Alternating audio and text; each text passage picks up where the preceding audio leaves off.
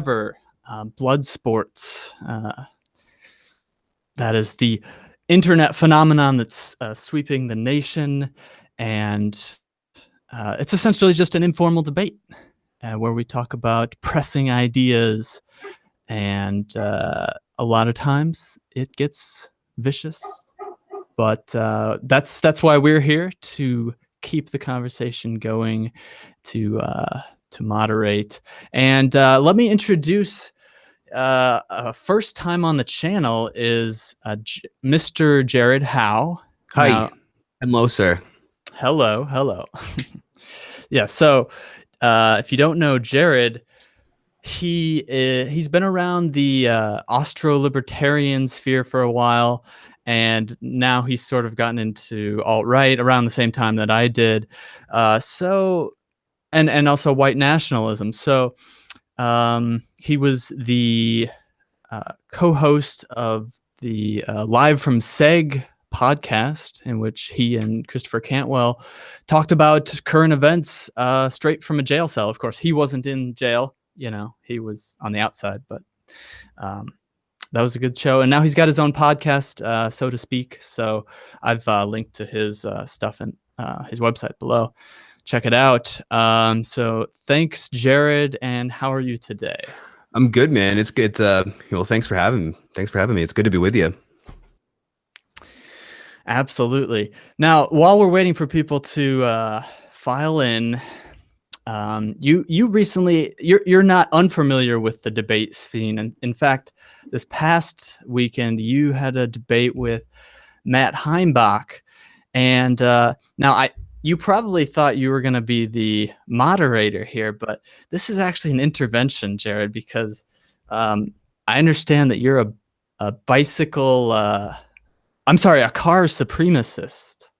I'm sorry, a car supremacist? Supremacist well, of cars? I seem to remember during this this chat that you had with Mr. Heimbach that you said, gas the bikes, race car. Is there something you want to tell us? Yeah, no, I mean, I've been advised not to say anything that could get this YouTube channel showing, so I'm gonna restrict my comments, but I will advise people, if you want further comments on my position on car supremacy, I would advise you to subscribe to my own podcast at jaredhowe.net, and we could talk more about that some other time. Right. Well, the bikes are pretty pesky. Nobody likes them. But you don't want those tires to pop. We gas the bikes. Race car now. Race car now. That was too much. So, yeah, this is a debate about multiculturalism, and not about optics, believe it or not. We're going to take a break from that, but just getting down to the meat of the issue, which I think certainly is my favorite thing to talk about. So, in the past couple of years, immigration has been a huge issue of controversy. Just with the election of Donald Trump, it's on everybody's minds. And I think we saw that it had been on people's minds for a long time. And the country does not all agree on what we should do about immigration, and whether diversity is a strength and what that even means. So this is just going to be a discussion, a debate. We've got Greg Johnson as well as Valid Thought. And Greg is, of course, the editor of Countercurrents, which is a publishing site. And he makes regular appearances. He's been on this show before, on this channel. And very pleased to have him. And also Valid Thought, who has been a follower. He's been following this channel for a while. He's got his own YouTube channel, which I've linked to below. So very happy to have both of them. And I think we're going to have Valid Thought start off because, if I understand it correctly, you're not actually an open borders advocate, but your Oh. position is that you do believe that there are benefits to having a multicultural society, multi-ethnic, multiracial. And again, I sort of left it, I intentionally left it open-ended so that we could sort of banter back and forth about, what kind of diversity we're talking about here. Sure. Why don't you sort of give a opening statement? Sure. Well, as far as my position, I think that I think everybody here is going to agree that since 1965, we've had real problems with diversity as far as we've had far too much of it, and that the current mixture of people is going in the wrong direction. But I would also argue that there are benefits to diversity that we have enjoyed and do still enjoy as Americans that we never would have created or never did create in the ethno-states that we came from. And so a lot of that diversity is what's allowed the United States to have a broad global appeal where, people watch anywhere you go in the world, people watch American shows, listen to American music, enjoy American culture all over the world, everywhere. But nobody does that for like Polish folk music. The only people who like that are Poles. Does that make sense? So because we were so diverse and brought so many people together, we were able to create a global culture, which is what makes us, or much of what makes us so rich and powerful and influential in the world today. And that's my valid thought. Okay. Greg, do you want to give a first statement here? Well, I just want to respond to the initial statement. I don't think that I'm not particularly proud of the popular culture that America exports to the world. I think it's mostly trash. I think it's mostly decadent. And I don't think that that's a very good argument for diversity. In fact, I think that's an argument against diversity. I would much rather listen to authentic European folk music than basically the products of the American pop culture industry. So I just think that this argument, this debate is off to a very, very dead start. I think it's sort of stillborn if that's really the best argument that can be made for multiculturalism. In my opinion, multiculturalism for America is a bad idea. And it's a bad idea in America for the same reason as it's a bad idea anywhere else in the world. Multiculturalism is a source of conflict. It's a source of conflict and tension. And no serious political thinker throughout the entire history of the West has ever believed that racial or ethnic diversity within the same political order has been a source of strength. It's always been regarded as a fault line along which a polity can fracture.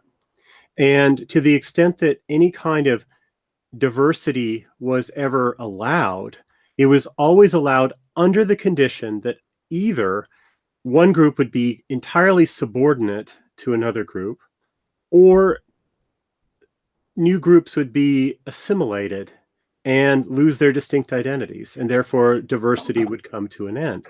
I don't like the idea of cultural genocide against other groups as a condition for them to be part of our polity. And I don't like the idea of simply dominating and subordinating other groups as a condition for them being within our political system. And so I think that the most equitable and honorable form of government does not require either cultural domination or cultural genocide against different groups. Instead, what we need to do is we need to have separate societies for racially and ethnically distinct peoples. Ethno-nationalism, broadly defined, is simply the idea that the best political order for reducing conflict between groups, which is one of the great causes of sorrow in the world, and also for creating conditions of independent, divergent evolution, cultural evolution, that the best conditions for that are established by separate societies for distinct peoples. And white nationalism, as I define it, is simply ethno-nationalism for white people. White nationalism is not the idea that a generic European man needs a generic European state, because there is no such thing as a generic white person. All white people have a particular culture, a particular ethnicity, and therefore what white nationalism means is ethnic self-determination for all white peoples who aspire to basically having control over their own destinies. And I add that proviso at the end, for those who aspire to autonomy, because some groups don't. Some groups, for instance, the different ethnic groups in Switzerland seem to be getting along fine in the Swiss Federation. I think largely because they have a great deal of local autonomy. Where you have groups that don't get along in the same political system, such as the Flemish and the Wallonian people in Belgium, the best solution is probably for them to have separate states. The best solution for the Czech and Slovak incompatibility basically was for them to have separate states, and now they get along really quite well. So I think the tendency in politics today is really a conflict between globalizing institutions and ideologies and ethnic nationalism. And I stand for ethnic nationalism, for secessionism, against every form of imperialism and every form of cultural genocide or cultural assimilation. And the United States was initially founded and conceived as a white nation. There were non-whites on our soil, blacks and American Indians at first, later Chinese, but they were never considered part of the American polity. They were not considered people who could be citizens of the American polity until after the Civil War, until after the 14th Amendment in 1868, when native-born blacks and also American Indians who didn't reside on reservations could become citizens of the United States. So this country went for a very long time with an explicitly racial definition of citizenship. And right up until 1965, we had immigration and naturalization laws in place designed to maintain a white supermajority based on the ethnic percentages of the 1890 census. That is within the lifetime of many people alive today, of many people who are listening to this discussion. And we've been robbed of a birthright of a normatively white America.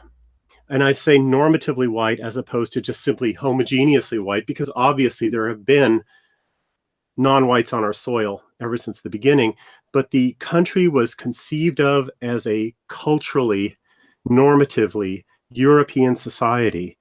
And we tried to maintain a European supermajority, and that was really considered part of the birthright bequeathed to all Americans by the founders. And we have been robbed of that birthright. And as I conceive white nationalism in America today, it is an attempt to recover that birthright and to create an America that is ethnically and normatively and ultimately demographically entirely white.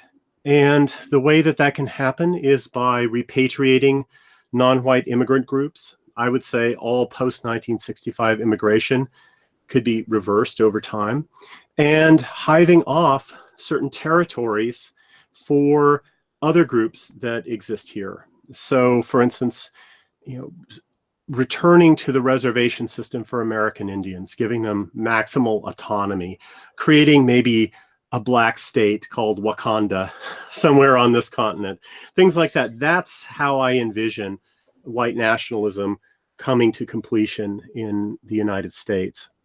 I don't think we were ever meant to be a multicultural, multiracial society.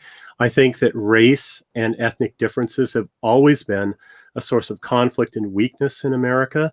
We dealt with the ethnic differences between white groups by forced assimilation, by cultural genocide, if you will. And we cannot, though, assimilate non-whites. They are unassimilable. Without basically destroying our genetic distinctness as a race. And we cannot, that's too high a price to pay. So that's my basic, simple case for why I don't believe in a multicultural America. It was never meant to be a multicultural, multiracial society. And multicultural, multiracial societies don't work very well. And there's one other factor that should be thrown in here, and that is that in today's multicultural, multiracial order, whites basically are on the road to extinction. We are penalized for any form of white identity and white pride, except for taking responsibility for the failures of other groups. Right? We can be white for the purposes of blame, but never for the purposes of pride. And our birth rates are lower than non-white groups coming in. We are basically playing a game that is stacked against us, systematically stacked against us. So every time we have an interaction with a non-white group, they get to play the race card. They get to appeal to ethnic pride. They get to use ethnic nepotism, and we don't. And we might have most of the chips at the beginning of that game, and we certainly did. But if we play by those rules and continue to play by those rules, we will have nothing left. And we are also being demographically displaced. We're being outbred in our own homeland. And if these trends are not interrupted, basically, there's nothing to prevent whites from ceasing to exist as a distinct race. And I think that that would be a terrible tragedy. I want our kind to continue on into the future. That is a simple, natural, normal animal instinct to want your kind to perpetuate itself. And that's really what the Constitution was envisioned as, creating a just, free, liberal sort of society in which the posterity of the founders would perpetuate itself. And the posterity of the founders also would include people that they thought were worthy of joining the polity. And in 1790, they defined those people as free white people of good character. Is that a good opening statement? So, valid thought. Yes. First off, do you mind if I smoke on stream or no? Oh, that's cigarettes. I don't have to smell it, so I'm okay. Oh, that's true. Yeah. Go ahead. Yeah. Is it your position that somehow white people specifically would benefit from multiculturalism? It's my position that we have benefited from multiculturalism, and I'll explain that a little bit, right? And it's really clear to see just in our general society, to me, in that, for example, and I would say not just white people. I would say that all people have benefited from multiculturalism and the experiment that is the United States. So an example that I use is basketball, right? So initially, the American Indians, or whatever you want to call them, natives, whatever, they had a game that was similar to basketball. White people came over, saw that game, changed that game a little bit, turns it into a professional sport. Then black people came into the sport and turns it into a much more athletic event and changed the game altogether, right? And now, because of all those ethnicities putting their little point in, or whatever, they're pitching in to the sport. Now basketball is a global game that's played in 100 countries around the world, and blah, blah, blah, blah, blah. The same can be said about jazz, where blacks didn't have access to European instruments. Then they got them and created a new art form, which is jazz. Out of that gets rock and roll. You don't get rock and roll without jazz. You don't get pop music without rock and roll, et cetera, et cetera, et cetera. You see what I'm saying? Like, it all tumbles from one thing to the next. So George Washington Carver comes up with peanut butter, and then peanut butter and jelly sandwiches become an integral part of the suburban white experience, right? So things just build off each other. And I would say that a lot of the conflicts that we face with diversity are also one of the reasons that we've created so many innovations. So, for example, and this is going to be a bad example, right? But I don't think that our policing systems and strategies would be as advanced as they are if we didn't have high crime communities. So like so if you didn't have black communities, you wouldn't have cops as well trained and as proficient as they are, right? So because you have certain challenges, you're able to then overcome them with new inventions, new discoveries, that you wouldn't have seen otherwise. And I think that's evident in that places like Poland and Chechnya and Russia and, you know, wherever, all these European countries that have forever been ethno-states until the last 20, 25 years, they didn't do anything to the extent that of what the United States has done. So that's what I would say to that. So, and if you say that the culture is terrible, the United States culture is terrible, it's like, okay, well, there are aspects of our culture that are bad, and there are aspects of our culture that I think are harmful and blah, blah, blah, blah, blah. But other people think that those aspects are great. So, you know, different strokes for different folks. Some people think that, you know, drawing art is dumb. Some people think photography is dumb. Some people think that, you know, classical music is dumb. And other people think that, you know, rap is the highest art form there is. So, you know, there's differences of opinion, but all of these things have come out of and have been born of a uniquely American experience where they weren't created anywhere else. You know, I didn't see the Dutch inventing a lot of, you know, a lot of this stuff that has come up in the United States. And I think the unique challenges that we've faced, in part because of our diversity, have made it such that we've had additional obstacles to overcome, which means we're able to create more. So, both artistically and technologically. I guess. Well, I don't dispute that we have better prisons and better policing because we have to incarcerate and police large numbers of restless, crime-prone brown people. I don't really consider that to be a benefit to civilization. Okay, to be honest. I would also argue that the only reason you're able to have a conservative movement is because you have such a broad range of people. So in places like Europe that are more ethno-state type places, you have a lot more socialism because you have people who have all a relatively similar IQ, right? So the guy who's making $100 million a year has a 120 IQ, and the guy who's cleaning his toilet has a 108, right? Whereas in this country, you have a much greater disparity. So you're able to have a more diverse economy with less resentment. Resentment in the polls, at least, as far as, you know, we don't live in a socialist society. A lot of the reason we have a lot of the conservative and libertarian ideals is specifically because a lot of white people don't want to pay the benefits for black people.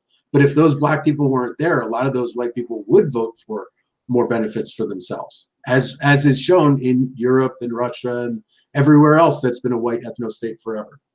Well, I don't have any problem with homogeneous white societies with large welfare states. So I just don't think that is a really important consideration. How is that not? You know, there's a book that so you're okay with socialism as long as it's white socialism? Yeah, definitely. Socialism for white people is fine. Now, that's a terrible idea. Somebody needs to write a book about black invention myths, and the title should be Not Even Peanut Butter, because not even peanut butter was invented by a black man. But I mean, it's ground up peanut butter. Who cares, right? Yeah, well, but they obviously care if it's trotted out all the time as a black. I just used it as a springboard. You know, I'm just saying they build on each other. Well, let me just back up and say that the advantages that you're citing of multiculturalism are actually not advantages to living in a multicultural society or a multiracial society. What they are is it's a list of advantages that accrue to living in a multicultural, multiracial planet rather than a multicultural, multiracial society. And let me explain to this to you. For instance, you might say that rock and roll and jazz were products of American multiculturalism.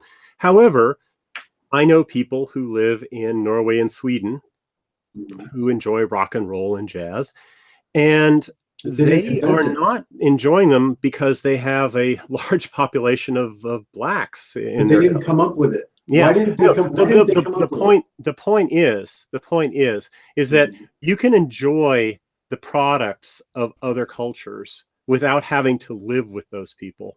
But no, we can enjoy, you know, let's just say that you like rap music. I'm not going to pass any judgments on this. Let's just say I'm not a fan, but okay. But yeah, let's say. Do you need to live in the same society or even the same neighborhood as the people who produce that music? Of course not. Of course not. Okay, great. So boundaries between where people live and the kinds of things that they enjoy are not, that maybe cross those boundaries. It's not incompatible to have barriers between yourself and other people's and still enjoy the products of those other.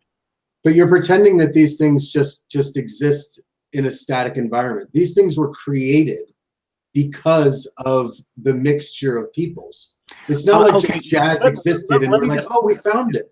It's like, no, they were exposed to European things and they were in a French quarter, so they had blah, blah, blah, blah, blah. Right. And over time, you develop jazz. You know? Let's just put that in brackets for a second, because I do not think that because some people like rock and roll or jazz, which is a indulgence, you know, it's a pleasurable thing. But it's a major cultural touchstone, isn't it? Yeah, sure. Okay, it's a major cultural touchstone.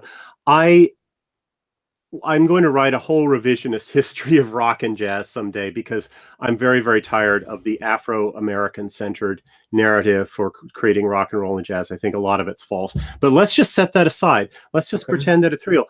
Is that a legitimate price? Is that such a huge boon to civilization that we should accept a situation where enormous amounts of crime are committed by blacks in America? Because most blacks in America aren't Duke Ellington, right? Does the fact that Duke Ellington lived mean that X number of white people every year must die, or X number of white women every year must be raped because blacks get a free pass to be on our soil in America? I don't think that's a very valid argument. Thomas Sowell lived, so that's not what I'm saying. Must die. I'm not arguing that, you know, in order to have rock and roll, we should permit rape. That's just an obfuscation of what I'm saying. What I'm trying to say is that the difficulties that arise also present opportunities that we have sometimes been able to seize upon and create greater things out of. The rape crisis in South Africa has created devices. There are rape whistles being sold in South Africa. You see, it's wonderful. It's progress in civilization. Somebody's making money. Yeah, exactly. It's like breaking a window to stimulate the economy. I'm sorry, but that's not a valid consideration to me. Hold on, the fact that we live in a society where you can make the same argument about every group, though.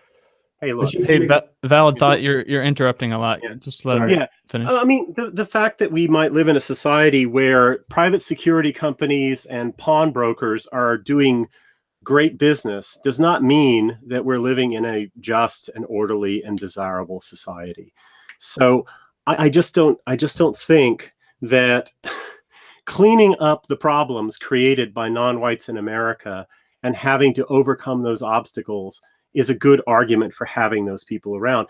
I would much rather we have large areas of our economy that are basically dedicated to cleaning up the problems created by diversity and multiculturalism in immigration. I'd much rather have all that money go to opera houses, better education, the space program, and things that really do add value to human life. I would much rather have more art museums and fewer black shanty towns and ghettos and fewer prisons filled with black people, for instance. I think that would be a better way of spending those resources. But again, you're discounting the benefit in that, in what I said earlier, in that, you know, if you're, like I said, it's what you see in Europe all the time. And the conflict is that like I said, you believe in white socialism, and white socialism is far worse than any kind of multiculturalism. And this is provable throughout history. Just provable throughout history that anytime socialism has touched any place, there's been disastrous results. The only time where it's been moderately successful is the last 25 years in Northern Europe that's been protected by the U.S. I want to interject here just because the scope of the debate isn't socialism versus capitalism. The scope of the debate is ethnic homogeneity and diversity. So I think we should probably keep it with but my point is that without ethnic diversity, And without a diversity of intellect and a diversity of views and a diversity of positions in society, you're not able to create as big an economy as we have. Because like I said, the person who's a janitor in the US who might have an 80 IQ versus the person who is going to resent the person who's 130 IQ CEO less than the janitor who's got a 110 IQ. Why would you need ethnic diversity to have comparative advantages? Because comparative advantages exist between races. I'm not denying. Well, they also exist between people of different skills, different intelligence levels, people of different socioeconomic status within the same race. So I guess the question still remains: it's not as broad, because it's not as broad. Because that why would you need it to be? Why would you need it to be even broader, just for the sake of having it be broad? I mean, let me ask you this: you use basketball and jazz. Develop a bigger economy without socialist practices. You used basketball and jazz and peanut butter as examples of how diversity has benefited us. Even if we accept that these are products of diversity, a lot of people don't think the costs are worth it. So why should you have the right to force those costs onto people just because you perceive diversity to be beneficial? I'm not forcing any costs upon people. The government is. The government is being that's what you're defending, elected. Presumably, right? Well, the government is, this gets back to democracy. If you want to look into, we want to replace democracy, that's a whole different argument. But the government and the elected representatives of the government have decided these things. I don't necessarily agree with them, but I wouldn't say that the government doing things, as duly elected representatives, when the government does things I don't like, I don't get to say it's not fair. And then I turn around and ask the government to do things that I do like and say those things are fair. The scope of this debate is that you're arguing for diversity, and so you're in effect arguing for the de facto policy of the government. So you are in effect using government force against people to socialize the cost of diversity. No. Again, you're conflating my argument. The fact that I said diversity has had benefits in the United States doesn't mean that I accept the de facto policy of the government. I am against all immigration. I think that all immigration should stop. I think all illegal immigrants should be sent back home. I don't think the United States needs more people. I think the people argument, the population argument, is much stronger than an ethnic argument. I don't think we need necessarily an ethnic argument as much as we do a number of people argument. And this comes from the time that I spent in China, where I realized, these people are smart. They've got stuff going on. They've had an organized civil society. They date themselves back 7,500 years. Why are they so poor? And then I would walk around and go, because there's 1.5 billion people in the same amount of land as the United States, just about. That's why they have 5x people. And bringing in more people, especially as we get more and more technologically advanced, only drives down wages, only creates more tension in our society and all that sort of thing. And that happened in the Industrial Revolution as well, between the 1860s and 1910s, whatever. And it's happening still today. So I don't think that the fact that I say that diversity has had benefits in the United States doesn't mean that I agree with the de facto policy of the government. I do not at all. Right. Yeah. So let me go back to this statement that you made and see if I got it right.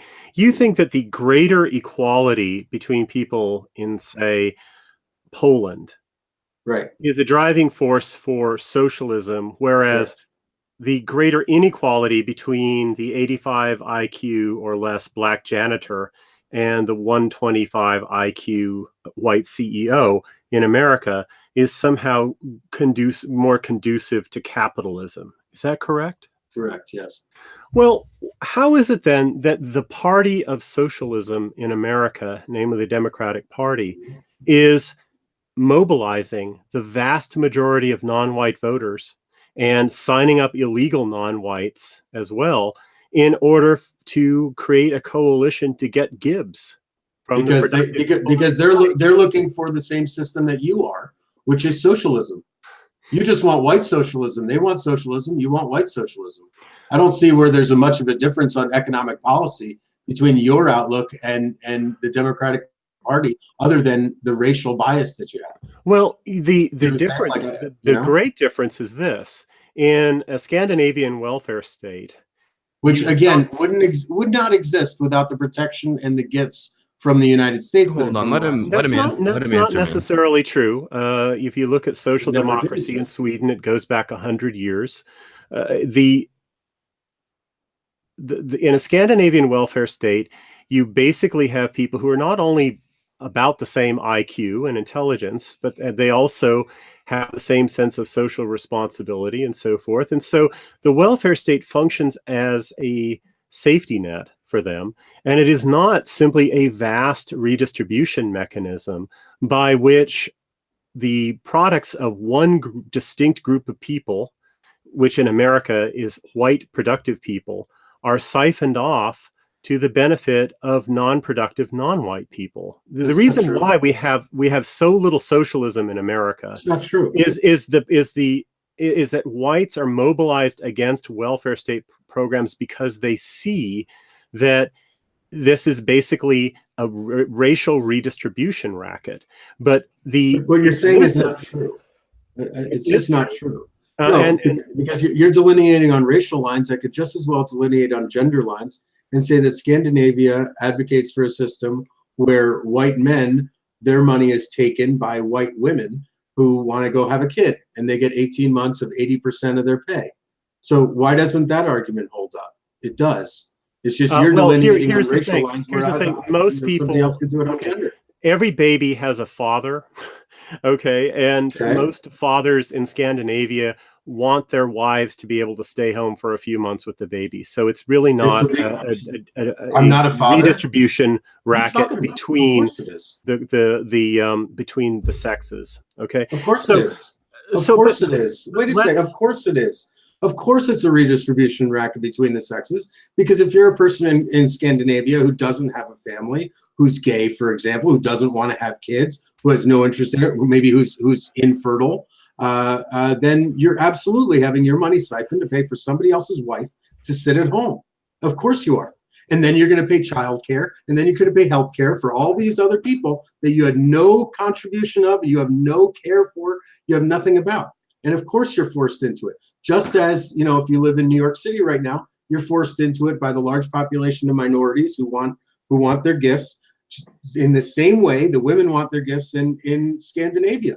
So the fact that you're delineating on racial lines and somebody else can do it on gender lines just shows that it's a non-starter. This whole argument of, oh, the government is forcing me. Well, like I said, you just want them to force other people to do what you want, as opposed to forcing you to do what they want. So that's how the country goes. It goes back and forth between liberal and socialist. Conservative and Democrat, conservative and socialist. Yes, I don't think there's a world where there will ever be libertarianism as a state. I don't think people really want that. I don't think Americans want that. I don't think Scandinavians want that. And so I seriously doubt it. So let's just set that aside, because it's a non-starter as a political possibility. Let's go back to the issue: do we benefit from diversity within our political system? I think your argument is basically a form of the ethnic food argument, which is the only concrete benefit that people point to usually for diversity. And it's not a very strong argument for this simple reason. We live on a diverse planet, and we can benefit from the inventions, the cuisines, the musics, the literature of people all over the world without having them come and live with us. And this is true even of the things that are dubiously the product of the great American cultural melting pot, like rock and roll and jazz. You don't have to have blacks in your population or American Indians to enjoy these things, because you can appropriate ideas and art forms and games and things like that and enjoy them without importing the people who created them. And I think a better world would be one where we have our own societies, where we feel at home, because everybody around us is basically part of our larger racial extended family, and they speak the same language as we do. They have the same basic culture, so we can understand them, we can feel at home among them. And yet, if we want, we can go to a restaurant where other white people in our extended family can cook us Thai food. I cook really good Thai and Indian food. So I don't need these people among us But to you're- enjoy that kind of food. I don't Again, you're need not blacks addressing the creation among us, among me, around me, to enjoy jazz. I don't need that. My point is, without the mixture, jazz is never created. Nobody in Nigeria came up with jazz, and nobody in Poland came up with rock and roll. Those are unique American inventions that are products of us having different cultural experiences. All right. Living. Okay. Let me grant that. Let me grant that. And Hollywood is the same now thing. that we've got this marvelous stuff, right? Now that we've got this marvelous stuff that seems to be worth so much, rock and roll and jazz, do we still need to maintain the multicultural society from which they emerged? What I'm saying is that if No, you we don't. We obviously don't. We don't need to keep them around to enjoy jazz. Me to answer, and I don't appreciate that. But I would say, well, I'm saying you're posing a question and then answering it, as opposed to letting me answer it, because I have a totally different perspective. What I'm saying is that if you acknowledge that these things are created within and in part because of a diverse environment, then you should also acknowledge that further works of art, culture, technology, etc., should and will be created by the continued diversity. You can't just say, oh, well, now that we have jazz, we can all separate again, because nothing else will ever be created from a combination of people. Well, that's not true. So let me ask a question. Are you saying then that racial homogeneity should be prohibited for the benefit of a potential breakthrough in art and music in the future that may or may not ever come? No. I don't disagree with the alt-right that white people have a right to have their own homelands or whatever. I don't see a disagreement with that. I would just argue that I'm arguing essentially that Americans are a separate race, right? They're not a race, but a tribe, right? That Americans ourselves are a separate tribe. We're not Poles, we're not Irish, we're not Nigerian, we're not whatever. We're Americans, and we've been around for around. Would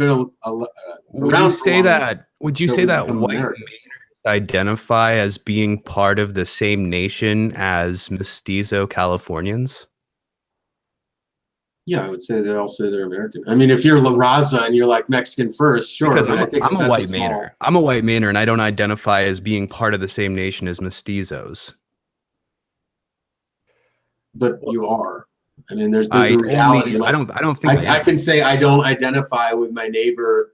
I don't identify that I live in the same neighborhood as the guy who lives next to me, but there are certain realities. It's like saying I identify as black. You can identify as but the state is more than the nation, though, right? The nation is the people over whom the state rules. So we might be forced to share a system of government, but that doesn't necessarily mean that we're part of the same nation. There are nations of Lakota Indians that exist within the continental United States, right? And they don't necessarily share the same. Those are separate countries. Those are separate countries. But they exist within within the United States, though. So the Vatican exists within Rome. That doesn't make a difference. The Vatican is a separate country. It's a totally separate country, just as the Lakota tribe, whatever, is a totally separate country. The fact that it's landlocked and surrounded by the United States. So you think that the nation is defined by the state, and because we are forced to share a system of government, and that de facto makes. Let me finish the question, dude. That de facto makes white Mainers to be part of the same nation as mestizo Californians, that they are part of the same tribe. That's your belief. My belief is, first off, you're not forced to live anywhere, or North Korea. Well, no, I'm not saying I'm forced to live anywhere. I'm saying I'm forced to share a system of government with mestizo Californians, which is true. We both share a federal government. That's what I'm saying. And you think that should be the case? Yeah. Why shouldn't it? So I don't understand. So if you're just going to force people well, at the end of the day, if you're just going to force people to associate regardless of their wishes, what's the point of debate? Well, first off, I'm not forcing anybody to associate. You can feel free to join. Well, you just said that you were going to use the government. The government is legal monopoly on force. What's the using the government? Where am I using the government?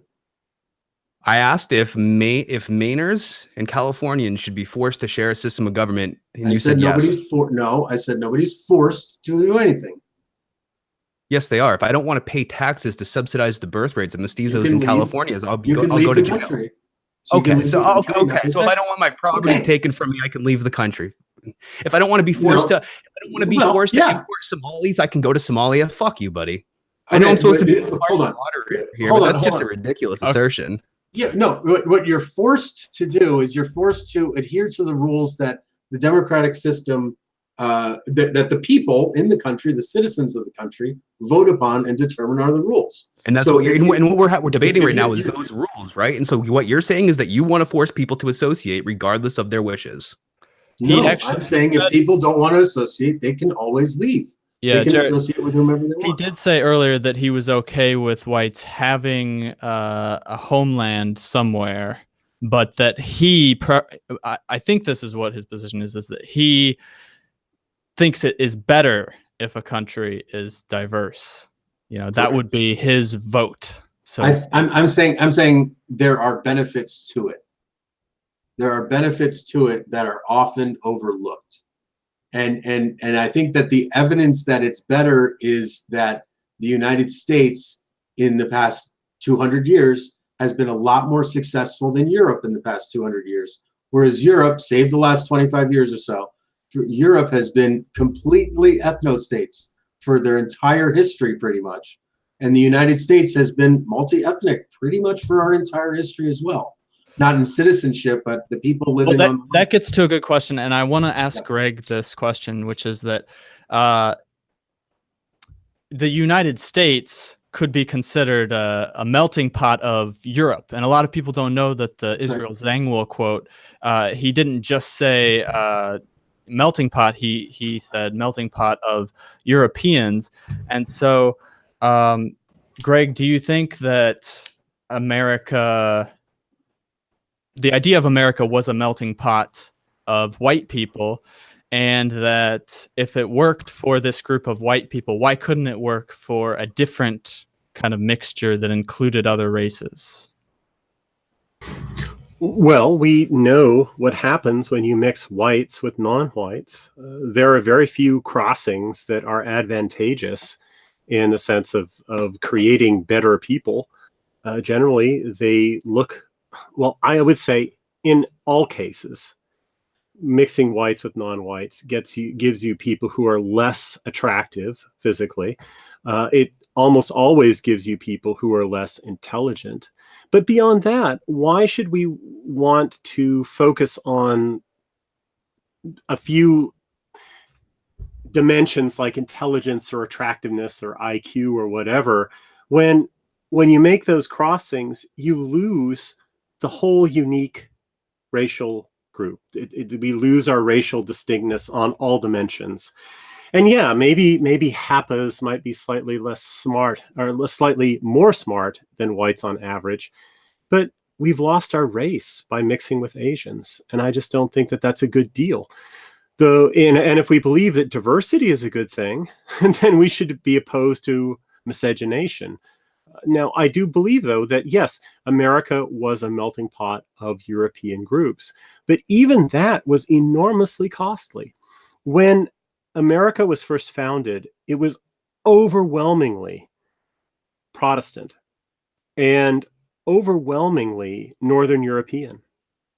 And when large numbers of Irish Catholics started coming into America, they were sufficiently different from the Protestant majority that there was a great deal of conflict and ill will between those groups that were very, very similar to one another, but still different enough for there to be conflict.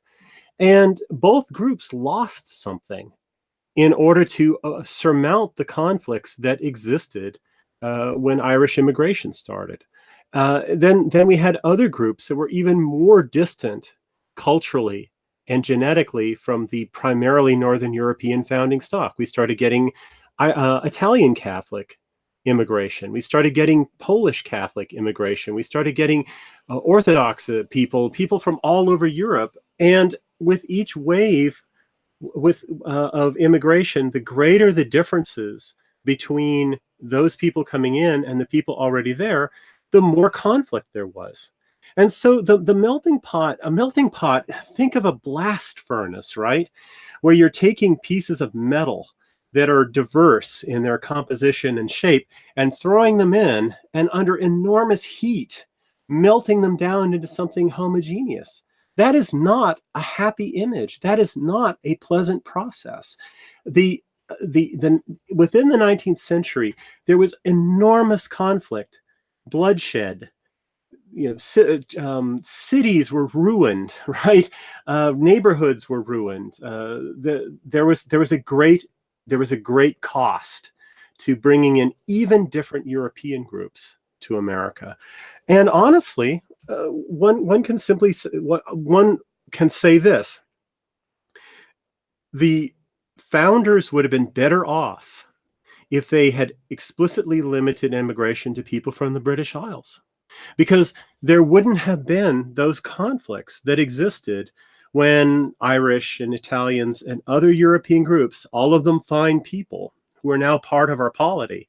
And I don't endorse people today LARPing as know-nothings from the 19th century and bitching about the Irish, because I think that's LARPing, really. It's living in the past, and it's not productive today for white nationalists to engage in. But if we look at the times, you would have to say that it would have been better for them to have avoided the necessity of the melting pot, the necessity of basically cultural genocide and cultural assimilation against closely related but sufficiently different European peoples, that their arrival on this continent was a source of great conflict. And I would argue that although there was conflict between those groups, I mean, that's my entire family, right? Ellis Island in the late 1800s. Everybody came from Italy, Poland, France, and what am I doing? And Ireland, sorry. That's my heritage. But of course, that was a huge source of conflict, bringing those groups together. Yes, absolutely.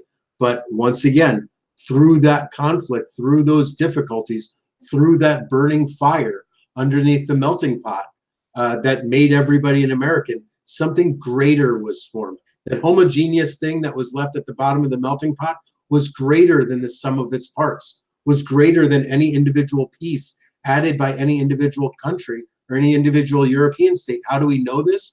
Because those European states still existed along with the United States, and they didn't have the upward trajectory that the United States did.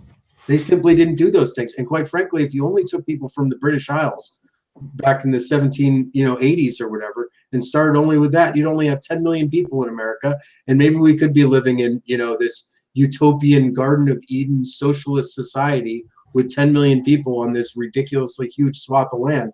But I think that's sort of, I just think it's overly reductive to say, oh, well, it would have been better to get only the British Isles. Well, even still, you don't want the Irish or the Scottish, so just the UK. And then even the northern UK is kind of rough, so maybe just London, maybe only from King's Court in London. And eventually you get down to like, I only want people in my immediate family. And even my uncles and aunts, they're kind of different than me too. And it's just reductive to the point where it's like, isn't it better if one person can just live all by himself in his own separate country, and every person can be their own separate individual country? At a certain point, you have to be a group. And, in Europe, they have groups. There's a group of Poles and a group of French and a group of Italians and a group of whatever. And then the United States, we have a bigger group. And that group was supposed to encompass, yes, Northern Europeans, but there was an inconvenient reality that there were an awful lot of Black people here, and there were an awful lot of Hispanic people here already because the Spaniards got here first, and that there were already natives on the land, that we didn't kill all of them. So what happened? You had an incorporated society, and it's like Captain Planet, by your powers combined, I'm Captain America kind of thing, in that all of these cultures, communities, whatever, were brought together on the same land and created something greater than any of the individual countries or parts or whatever that they came from in the world. And the evidence of that is that every single ethnic group ever in the history of man lives better in the United States than they did where they came from. Every group, including the Brits, including the Swedes, including the Danish and whatever. Every group lives better in the US than they would have where they came from. Well, I think that we should call up on Google some of the rankings for quality of life around the world along various dimensions, and you'll find that the United States ranks very, very low in a lot of these categories. And the homogeneous, or recently formerly homogeneous, Nordic welfare states rank very, very high. So I just dispute that. The America isn't number one, and we aren't even number two in a lot of categories of human well-being. But let's raise the question, how is it that America became so large and powerful, whereas other European societies were not so large and powerful? Well, part of it was we took over a vast continent with lots of resources, and we also had the Atlantic Ocean separating us, which was a formidable barrier for a long time. And that allowed us to people a continent and mobilize its vast resources. And eventually, when the 20th century dawned and we started intervening on European soil, we were a superpower.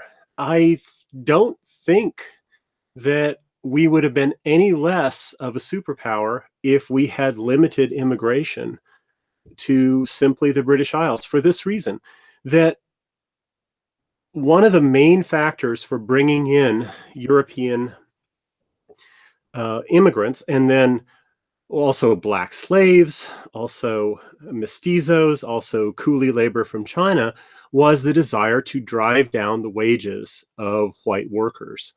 When you drive down people's wages, you drive down their fertility.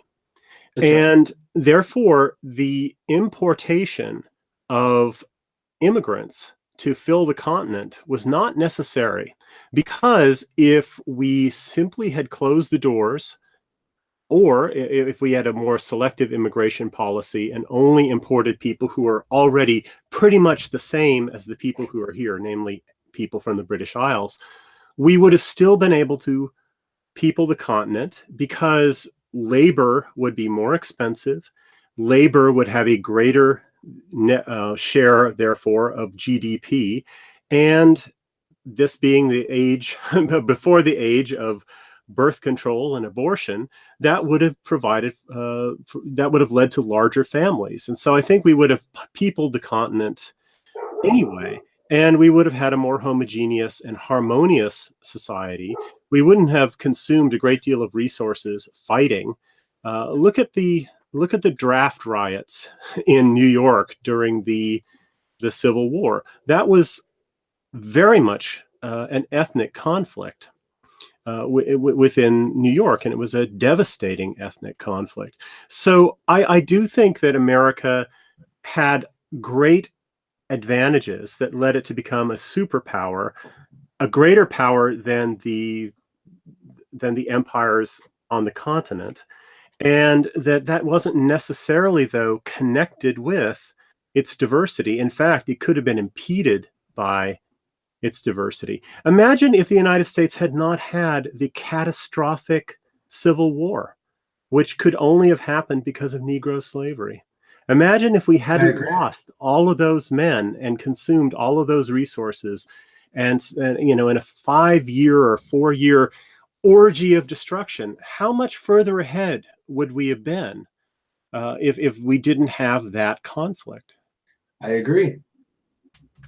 This country would have been much better off had we never had slavery. Okay, I agree. But you think that if the slaves were free, they wouldn't be here. Right. So you're just saying if we had never brought them here to begin with? Yeah. Okay. Yeah, the country would be better off. We wouldn't have had civil war and whatever. I want to address the premise that people were from the British Isles. There were a lot of French and German and Dutch settlements. France owned half of the country at a certain point. They owned most of Canada. And the Spaniards and Portuguese had already established and colonized the Caribbean and Central and South America by the time that Europeans or British were in the United States. So saying that it's one homogeneous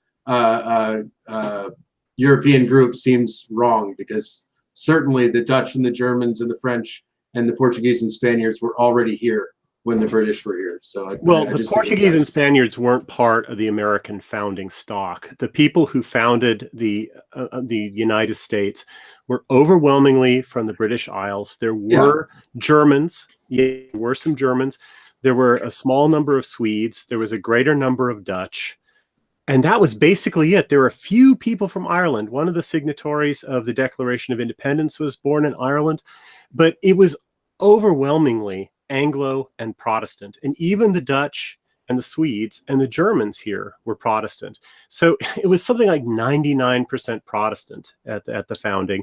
And the French, of course, well, they were in Quebec and Louisiana, places like that. They weren't part of the original 13 colonies. So that was a remarkably homogeneous group. And the Dutch and the Germans early on, basically, they assimilated very quickly. And so one of the things, in New York, quintessentially WASP names are often Dutch names in the state of New York, even today. Yeah, but okay, I want to ask Greg something. Okay. That's an aside point. Go ahead. Which is that, like, do you just focusing on the ethnic part? What do you think would have been improved had we not had these, say, Germans or Dutch? Because you did say it would have been better if we had just kept the founding stock. What kinds of things would have been avoided if we had been more restrictive of our immigration? Well, we could have avoided decades of conflict between Catholics and Protestants. That would have been a nice thing. We could have, and that alone would have been a very nice thing. We could have avoided, well, Italian organized crime, Jewish revolutionary movements. A whole raft of things could have been avoided if we had simply not imported people from outside the British Isles. Now, let me make something perfectly clear. Today in America, white Americans are a mixture of different European ethnicities. And I think it's extremely counterproductive and LARPy and living in the past to try to refight the old battles and rethink what happened in the past about immigration. And so there are people who are alive today who want to bance the Irish as if they were know-nothings from the first half of the 19th century. And I just think that's asinine. It's counterproductive given what's happened to create the white American today, to revisit these things, except as an intellectual exercise that illustrates the problems of diversity even within whites, right? And we've gotten past that now. Why? Well, because there's a great deal of admixture that's happened amongst white American ethnic stocks. And that is the melting pot in action. And for instance, the first countercurrents retreat that I did, which was in 2011, there were 40 odd people there. And I asked the people in the room to raise their hands if they were from unmixed European ethnic stock. And 2 hands went up, and it turned out that one guy was born in Scotland and the other woman was born in Germany. Everybody who was born in America, and that included people from their late teens to their late 60s, was of some kind of mixed European ethnic stock. That's what it is to be a white American today. You might call yourself an Italian American because your last name is O'Meara, but chances are you might be 1/4 Italian and 3/4, you might be 1/4 Irish and 3/4 Italian, but because you've got that surname, you want to say you're Irish. And that's a lot of what specific American ethnic identity boils down to in America today. I call it LARPing your surname. And the truth, though, is that there is an American ethnic identity which is genuinely blended, but it was blended over a long period of time, and there was a great deal of conflict that attended that process of blending and assimilation. When people talk airily about assimilation, we'll just assimilate all these Puerto Ricans and Pakistanis and Filipinos into America. You shouldn't say that in such an airy way. First of all, we're not even trying to assimilate them, right? We're not trying to do that anymore. That is out. That has been over with for a long time. Second, they're assimilating us. One burrito at a time. They're assimilating us.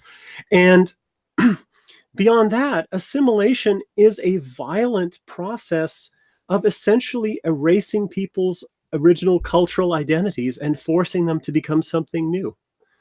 Not necessarily a pleasant thing. It's a thing that has been attended with a great deal of conflict throughout history. And yes, we can say that because we've undergone this conflict now, we have something new. And I don't want to undo it now. It's impossible to undo it now, and it's counterproductive to undo it now. But if the people at the beginning of the American polity had prohibited it, I would have thought that it would have been a very wise move on their part. So it's a nuanced position. I just do not want to be anything I say here to be taken by people who want to LARP as 19th century know-nothings and bance Irish Catholics today, because that's totally counterproductive and dumb. And frankly, it's the, quote, ethnic whites in America today, Irish, Italian, Polish, and so forth, a lot of them Catholics, who are the feistiest white people and the ones that are least willing to lay down and be walked all over by non-whites. And it's the wasps like me who fucked everything up and gave this country away. So I just want to make very, very clear that if we're going to go back and rethink critically what happened during the 19th century, the Great American Melting Pot, I don't want to in any way import that to the present movement, and that would just be a source of factionalism and bad feelings. I agree with that. What I would say though is that you're reaching back to 1965. So I mean, that's it's just other people reaching back further. But again, that's a separate point. I wanted to address what you said earlier, that had we not imported all these different groups of Europeans, we wouldn't have had this Protestant versus Catholic hostility. But they never avoided that in Britain. They were fighting. The IRA was fighting up until 20, 30 years ago, until Muslims came in. I mean, the IRA was fighting all day, Yeah. So does Ireland not count as part of the British Isles? Oh, seriously. Look, I love it when people today, and I've heard lefty people in Great Britain and the United States do this today. They're usually of Irish descent, and they'll wax eloquent and poetic about the terrible bloody conflict between Catholics and Protestants in the British Isles. And then they pivot on a dime and say, but Pakistanis are a good fit today. It's just insanity. It's insanity. No, I'm just saying you wouldn't necessarily. I am on the side of the Irish fighting for their independence. I am for ethno-nationalism against empire. And yeah, there was conflict between the Irish and the English because the English invaded and colonized Ireland, and that was a bad thing. And I side, even though I'm Anglo-Scottish, basically 100% Anglo-Scottish, I sympathize with the Irish when it comes to the fight for Irish independence, because I oppose empire and I stand for ethnic determination for all peoples. I was just trying to bring up that I don't think you necessarily avoid the Protestant Catholic conflict in the United States if you're only importing Europeans, because Europeans had wars and battles over even delineations of different forms of Protestantism, Lutheranism versus whatever. So yeah, and if you look at history, if you look at history in Europe, the origin of the idea of the sovereign state really was an attempt to grapple with the terrible consequences of religious diversity after the Reformation. Correct. Religious diversity after the Reformation caused a period of wars that lasted really 100 years or more. Literally the 100-Year War, right? Yeah. Well, no, the 100-Year War was in the Middle Ages, but the 30 Years' War in Germany and Central Europe was absolutely devastating. And at the end of the 30 Years' War, basically the idea of the sovereign state was formulated. And the idea of a sovereign state is that a sovereign nation or a sovereign state does not answer to any higher power on domestic affairs, matters of domestic affairs, and that sovereign states are considered, whether they're large or small, they're considered equals amongst one another under international law. The reason why that notion of sovereignty emerged was basically to dethrone the idea of Christendom as a transnational form of legitimacy, a transnational entity, so that they could stop the Catholics and Protestants from fighting with one another. And the principle was established that whoever the prince of a certain state was, whatever his religion was, that would be the religion of that particular state. And at that time, states were defined dynastically based on land that was held by ruling families. But by the time of the American and French revolutions, already the idea came about that the proper unit of sovereignty was not a royal family, which is arbitrary, basically, right. But basically caught up with empire and domination and all kinds of unjust forms of social order. Instead, the idea was that the people should be sovereign. And what is a people? A people is a group that is related to one another by blood and speaks the same language and shares the same cultural heritage. And that notion of the sovereign people is at the root of ethno-nationalism, as I define it. And I think that that was one of the great advances of modernity, the idea of ethno-nationalism. And we need to perfect that. And white nationalism, for me, is perfecting the ethno-nationalist idea for white peoples around the world by working to create homogeneously white homelands for all white peoples who aspire to sovereignty. That's where we're going. Now, in terms of the benefits of diversity, we live on a diverse planet, and there's no reason why we can't benefit from the cuisines and the cultures of other peoples on the planet while remaining secure behind our borders in our own homogeneous societies. There's no reason why we can't do that. And I think that many white nationalists who are uncomfortable with the very idea of even liking, say, blues or jazz or forms of music that are associated with blacks, or let's just say black artists, so we don't have to go through the debate about the actual origins of these music forms, or, Asian cinema, or Indian food, whatever. There are white nationalists who aren't comfortable with people who like that stuff. And I think that's really a product of the fact that today white people feel threatened. We don't have a home of our own, and therefore we want to push out everything foreign. I think that if we had homes of our own and could rest comfortably within our homes of our own, that would not lead to a situation where the English only want to eat English food from now on. No, I think that we would want to trade, we would want to explore, we would want to appropriate things. And let's not say appropriate things, because that means theft, really. We'll buy stuff from other cultures, but we don't have to import the people too. They don't have to live here for us to appreciate the genuine achievements of other cultures and other races. You're not addressing my point that these just on the point of jazz, rock and roll, or basketball or whatever, that these cultural expressions are only created, they only exist because we existed together. Basketball would not exist today had Native Americans never been here, or if blacks weren't here. We would have never come up with it. So to say like, oh, well, we could just enjoy their country from afar, we can enjoy their food from afar, it's like, yeah, okay, but you wouldn't, without the proximity, without the total integration, you would never have created something like jazz or whatever.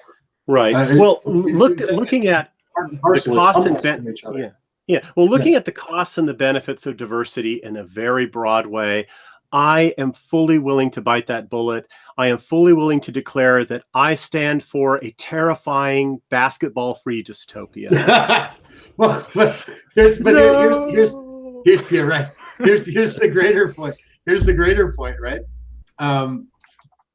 Before we continue, I just want to say that basketball was actually invented by a white Canadian named James Naismith. So we can go ahead and continue now. It was not invented by black people. No, it's well, it was a Canadian, right? No, I mean, is that a Canadian or is that a euphemism? I thought it was Canadian. No, it's derived from a Native American game that whites turned into basketball that blacks now changed into what is essentially a different sport because it's so much more athletic. Now, if you're talking about what about white people, why don't we have a space? I'm just going to list off some spaces, man. Estonia, Latvia, Lithuania, Belarus, Ukraine, Romania, Bulgaria, Serbia, Hungary, Slovakia, Austria, Bosnia-Herzegovina, Albania. These are all well, not Albania, but Russia. These are all places where whites have a homeland. I mean, Belarus is like 98% white. I mean, there are plenty of places, and guess what? Not a very successful country. There are plenty of places that are whites ethnically, I don't mean to interrupt, but whites have a homeland in Maine and New Hampshire. The problem isn't that there are not necessarily places for us to have homelands. The problem is that once we have a homeland, people get control of the democratic state, and then they force us to import people who aren't us. And then the question becomes, they're your own people. They're not our people. They're imported by the state. No, I agree. When Obama's shipping 200,000 Somalis into Maine, exactly 20,000 Somalis into Lewiston, Maine, which is a town of 36,000 people. Those people are never going to assimilate. What obligation do we as Mainers have to not deport these people? Well, it's an obligation to the federal government over the state. Right. So then it becomes our membership. I agree that the state doesn't operate the way it should. Correct. Because the United States is supposed to be 50 separate countries. But I guess my question is, you guys both seem to be arguing that we have to at least some degree tolerate what's been done by the government to the demographics, and that Greg is maybe arguing that we should slowly move things back the other way. But for me, dealing with a more pressing situation, which is 20,000 Somalis in the city in which I was born, my question becomes, what obligation do I have to not try to get control of the federal government, use it to deport these people? Why should the people who live here be forced to tolerate that trespass in perpetuity? And I think a lot of other people around the country are kind of dealing with the same thing, whether they're Mainers dealing with Somalis or people in Minnesota dealing with Somalis, or they're people in Texas dealing with Mexicans and Guatemalans, right? So to say that we just have to live with this, I think is an answer that a lot of people aren't going to accept, myself included. I agree, but I would also put forth that you might not have the complaint, but you would have just as justifiable a complaint if they dumped 20,000 South Africans, they're Boers, in your state. I would have a complaint. I would have a complaint about that because it is being forced on us to get at the expense of the taxpayer. But it would be less of a complaint than if they dumped the Somalis, because the South African Boers will eventually assimilate. The Somalis will not. Correct. I agree with you, but all I'm trying to say is that the imposition of the state argument goes all the way for everybody. I mean, I don't necessarily disagree. I would still say that you can't expect white people to tolerate the effects of the government interventions that have happened over the course of the last 50 years, right? I wouldn't expect any people to tolerate it, frankly. If we were a country of like all black people, let's say, and let's say everybody was black, 100% black, right? And they said, hey, we're going to import 100,000 Nigerians. You don't care, they're all black. And that was driving down wages. I think those people absolutely have a responsibility to say, hey, no, you can't do this. You can't impose on us. But in the history of our country, what's happened is that democratically elected leaders have allowed in more and more people.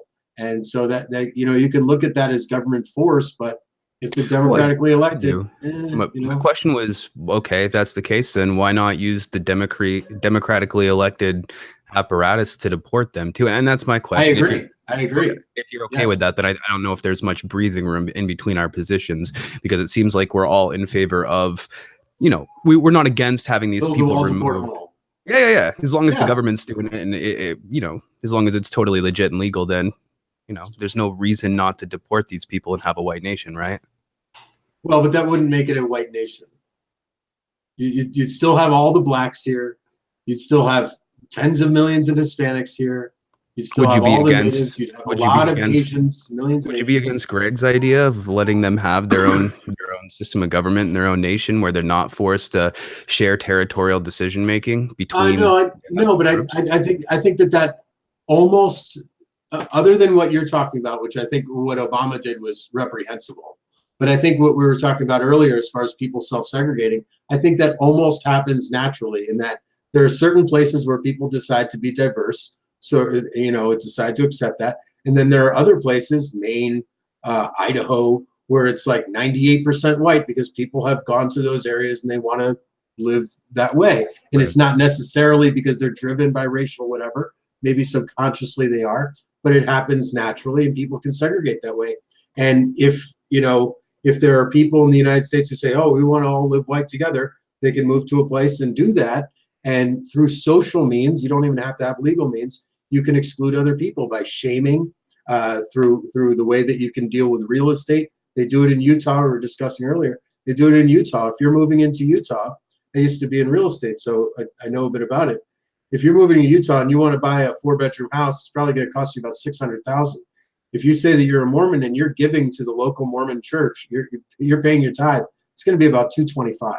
It's that drastic, and that's how they keep people out of their community, by making it just unlivable. Just so I can understand, is your argument then that you personally value the benefits of diversity, and not necessarily that other people should also value those benefits for the same reason as you? It's okay with you if people don't, value those the same? Because from the perspective of a lot of people, diversity, from the perspective of most people, diversity is forced on us. It's the law.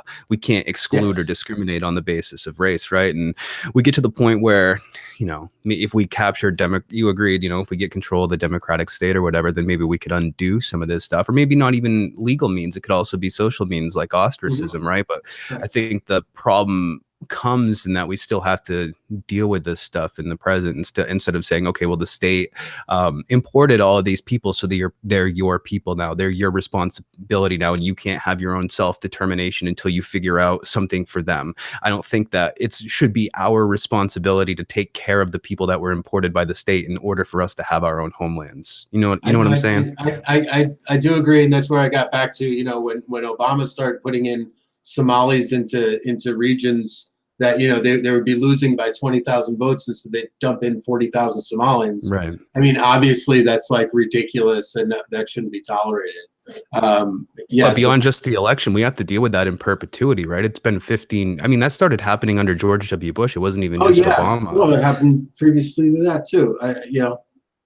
I get it. But we deal with it in perpetuity. They have 6 or 7 kids per family. What started out as a community of 5,000 people turned into a community of 20,000 people in 15 years. And 15 years from now, if it multiplies by 4 again, we're looking at a community of 80,000, 100,000 people in Maine, which only has 1 million people in it. And how many generations are we going to go before we're completely replaced? Not many. In fact, fewer than most people think. Because so wouldn't we need to deport these people to maintain our homeland, even if it means seceding from America? I don't have any objection to states seceding from America. I just think that it's going to be very difficult to do so without war. I'm having a hard time finding where you guys disagree now. Then, I mean, maybe you guys could work it. Sure. I think the disagreement is that I think what Greg is saying is that. Diversity can be achieved by basically watching TV, and what I'm saying is that there are certain distinct inventions of both technology and culture that have come out of a uniquely diverse state, and I think that has benefits that not everybody acknowledges. And yes, it has difficulties, but I think that those benefits have been wonderful for the world. So You But think those that's what benefits we- have outweighed the cost, is what you're saying? Yeah, well, at least that they did until about 1975, 1980. I think at this point you're tumbling down the point where we've gotten past what the correct ingredients are for the soup, right? I have this theory I've talked about on my channel before, like the tomato soup theory, in that you start with a tomato soup, and tomato soup is okay, but it's relatively bland. And then if you add in some pepper, the pepper on its own tastes bad, but when you add it into the tomato soup, it actually makes the tomato soup taste better. Then when you put some like creme fraiche on top, it makes it better. And put some basil in it, it makes it better. But any one of those ingredients or too many ingredients makes your soup go sour, right? Or turns your soup into something, into a borscht or something like that. You see what I'm saying? So it's a matter of like managing the ingredients within your society to produce something greater. So I guess as your opposed position to- would be that the benefits outweigh the costs, and I don't think it would be unfair then to categorize Greg's position as the costs outweigh the benefits. Yeah. Right, Greg? Right. Yeah, I would say so. I think that we have to look at a whole range of factors that indicate social well-being, things like incarceration, crime, and so forth. And yeah, or just look at American history and look at all the conflict that ensued because of immigration, white and non-white groups. Look at the conflicts and consequences of people losing their jobs or not having sufficient money to support their families because wages are being depressed by immigration. All these are, and then look at the consequences of that, namely the labor union movement, which was a good thing, but it was also battened onto by communism and anarchism. There are a lot of terrible consequences of racial and ethnic diversity in the United States. And I just don't think that basketball, jazz, and peanut butter, when you put them in the other pan, offset, and in peanut butter doesn't even belong there. I know. I'm just, Okay. I'll grant you the peanut butter thing for the sake of argument. But even with peanut butter does not offset the catastrophic consequences of diversity throughout American history. And yeah, I would prefer to live in a dystopia free of basketball and jazz rather than live in a society that's had to go through the terrible tumults and upsets and costs imposed upon America by diversity in its past. And that's nothing compared to the costs that are coming down the pike unless we stop and then turn around the process of white demographic displacement that's going on right now. I want to jump in and ask a question to Valid Thought. You said you're against socialism. So now people in the chat have been saying from the beginning, like, okay, well, brown people vote for more socialism. And that's kind of, I don't know, basic bitch. But another thing to consider might be, and I want to see what you think about this, like, when you have multiple different groups all within the same government, they're more likely to try to vie for the power of the state and to get control over other groups. And I think maybe they don't have as much compassion, or they don't really relate to them as much. So they're more likely to want to like wield this weapon of the government against other, and therefore the government grows and the state becomes larger. Well, Yes. What's your response to that? I agree, and that's why I think that the minority population should be kept low. But I would also counter that and say that because of that discongruity, right? People don't want to vote for the government to do things for people outside of their groups, right? That's mainly what you're talking about. And I would say that a lot of that is what's driven a lot of the success of libertarian economic ideas. Has been driven by white people saying, oh, we don't want to pay for the black people, so let's not do this socialist program. I think that's had a lot of impact, and it's also what's allowed a lot of white people to assimilate to each other, because like the Irish and the Poles or whatever, they'd get, yelled and screamed at, and they go, hey, at least we're not black, right? And that brought people together against blacks, right? So the fact that there was always this common enemy to fight against giving social programs for, to fight against, wages, whatever, blah, blah, blah, blah, brought people together and gave us a more libertarian economic structure. and continues to today. That's the main reason. Black Pigeon did a video on this a few months ago. The main reason we'll never have socialized medicine in this country is because white people don't want to pay for the healthcare of black people at the end of the day. Well, I don't know if that's completely true. Like, they're certainly willing to donate aid to blacks in other countries. Well, you know, hashtag not all, right? I did come up with a fix to that. I think that what we should do, we should really promote economic nationalism in philanthropy, in that we should get rid of all tax deductions to any foreign charity. And we should increase tax deductions to domestic charities so that people can stop, you know, Oprah can stop building schools in Africa and build them in Chicago. What the hell is she doing? The people in Africa don't even have TVs to watch her show. The people in Chicago have been sitting on welfare paying her bills for, you know, 30 years, and then she takes $20 million and builds a school in Africa. It's ridiculous. And I don't think people should be allowed to just take their charitable givings and give it away and then avoid federal taxes by doing so. That's just siphoning money out of our country. You know how much money is spent in the Chicago school system every year? Too much. $5.75 billion, apparently. It's far too much. It's far too much. $5.75 billion every year in Chicago doesn't make black Chicagoans perform as well as white Chicagoans. How much more money would need to be spent? No, I don't think that we should be spending money on public education. Right. I don't think we should have public education. I think the educational achievement gap will eventually be overcome by 20,000 years of evolution in a cold climate. Not if there's no Neanderthals around to breed with. I think that that's a distinct thing that's happened to Asian and European people, that we interbred with Neanderthals and increased our cranial capacity. That did not happen to sub-Saharan Africans. So I don't think that just time and environment is going to change that, because there are distinct genetic traits that they'll never achieve. That doesn't mean we should just wipe them off the planet, but it does mean that we should acknowledge that. Send them to Wakanda, right? Right. Well, what I'm saying is that, you know, just because they have maybe a lower intellect or maybe a lower IQ on the average, doesn't mean they don't have other things to contribute, right?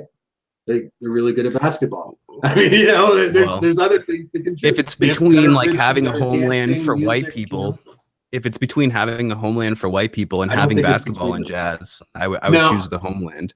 I don't think it's between those two things, and my evidence for that is all of Eastern Europe. I mean, all of Eastern Europe is almost exclusively homogeneously white. So there's all kinds of, like, Russia is almost exclusively white. Like, there's all kinds of space for white people to have their own countries, their own states, their own regions. Even in the United States, Canada, there's huge swaths of these countries there that you don't even have to do anything. Well, couldn't the same argument be made for you? If you want to live in a diverse country, why don't you move to Cuba?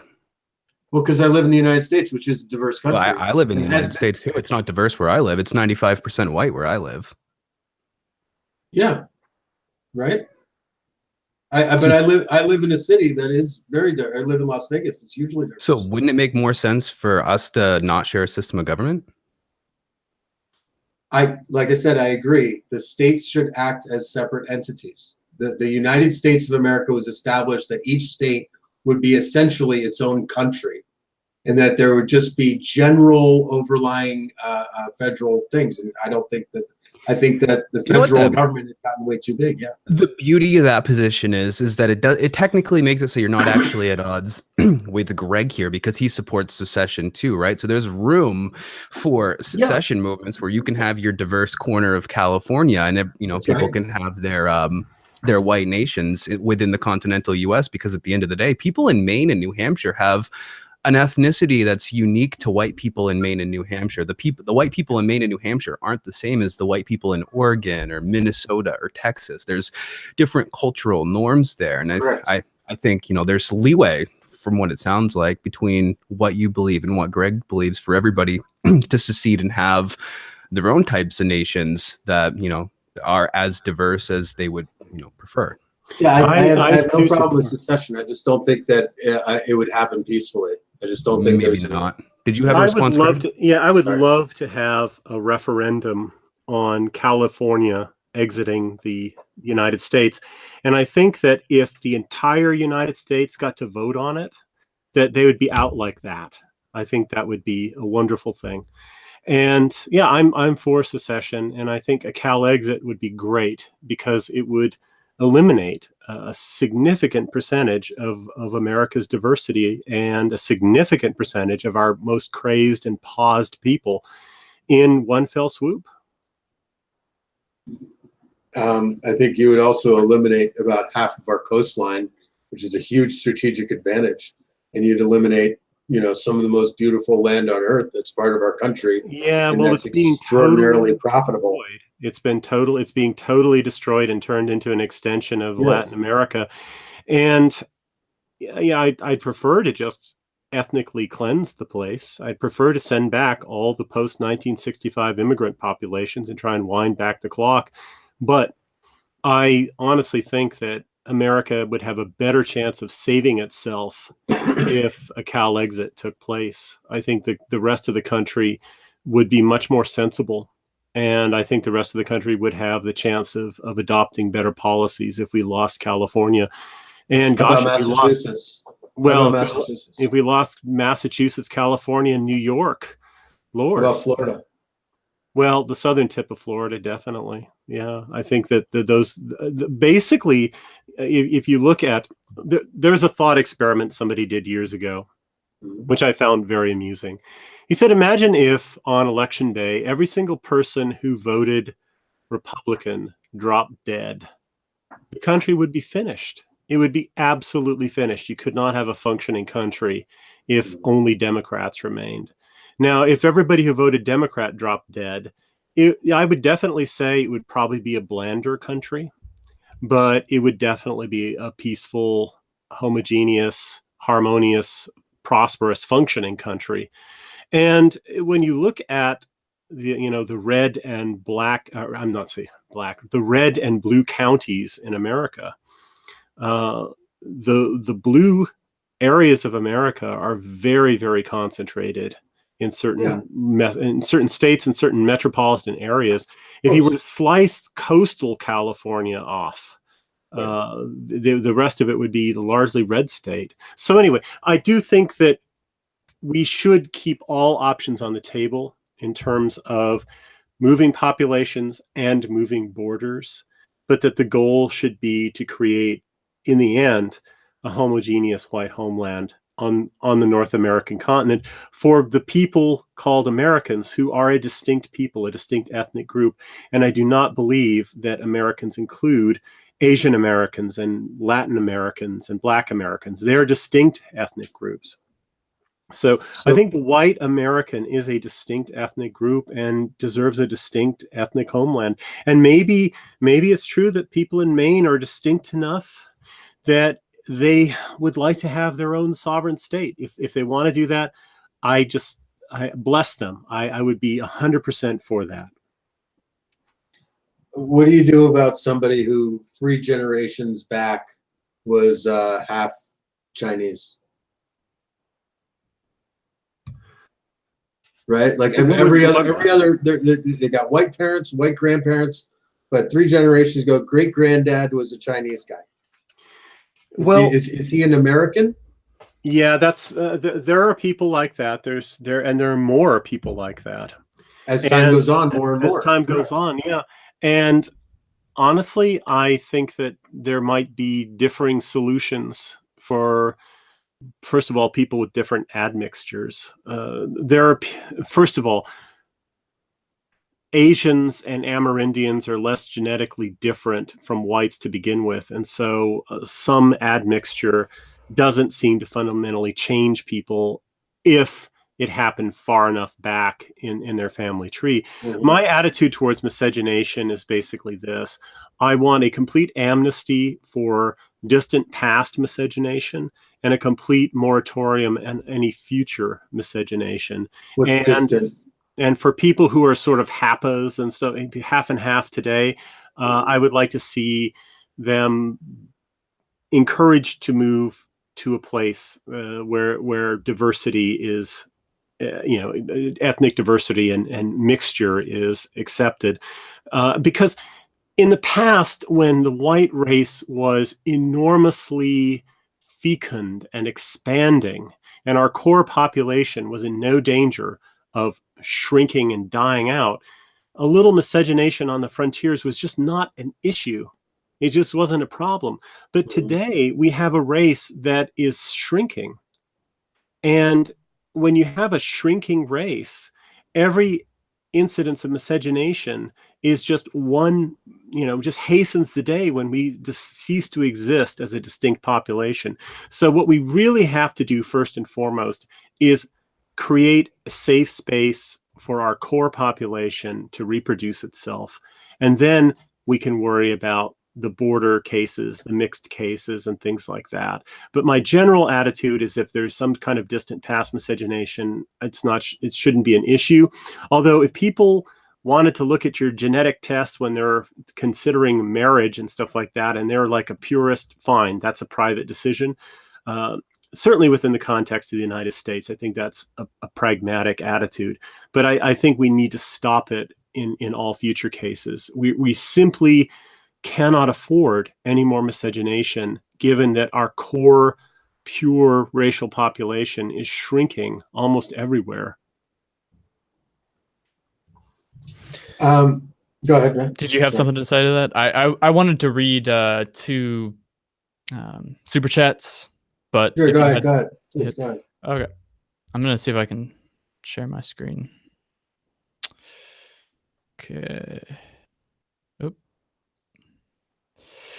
All right, so $2 from Spoiler Alert. Just think how fun it's going to be when a majority mestizo Congress votes to end Social Security payments to white people, because why not? And $10, Blunderbuss. Greg, random point, but AR needs our own term to troll scientists, in quotes, who flip-flop between A, skin is only human organ to evolve divergently, and B, the human brain is only organ which has not diverged.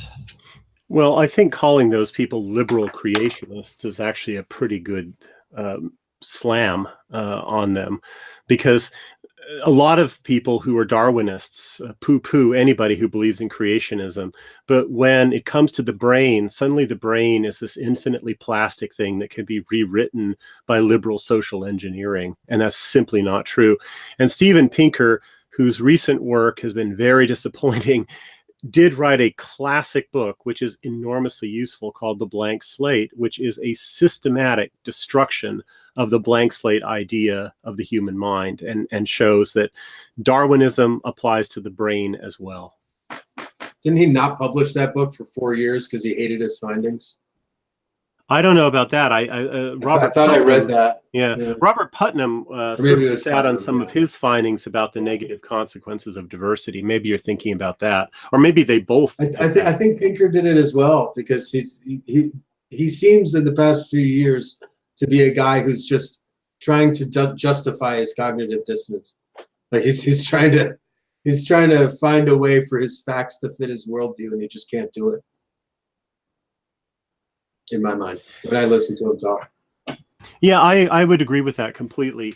And Ricardo Duchesne, who's a very, very important historian, cultural historian, intellectual historian who teaches in Canada, has written a review of Pinker's new book, At Countercurrents, where he pretty much demolishes it. And the Better Angels of Our Nature book and this book are filled with data that are, that purports to basically show that everything is getting better and better, that the Enlightenment progressive model is really leading to progress.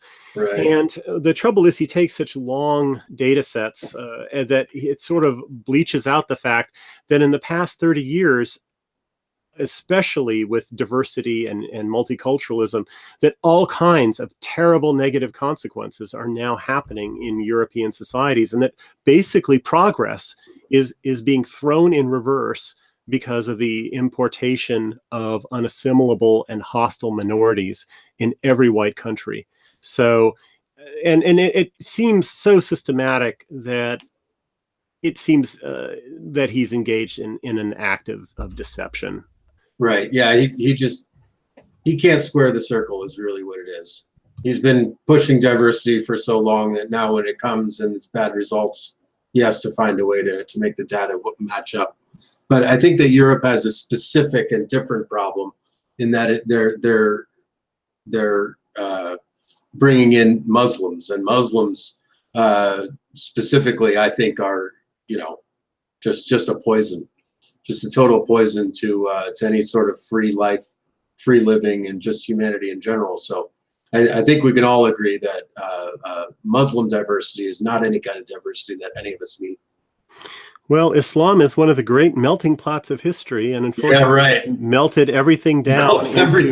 It melted everything down into a semblance of Dark Age Arabia.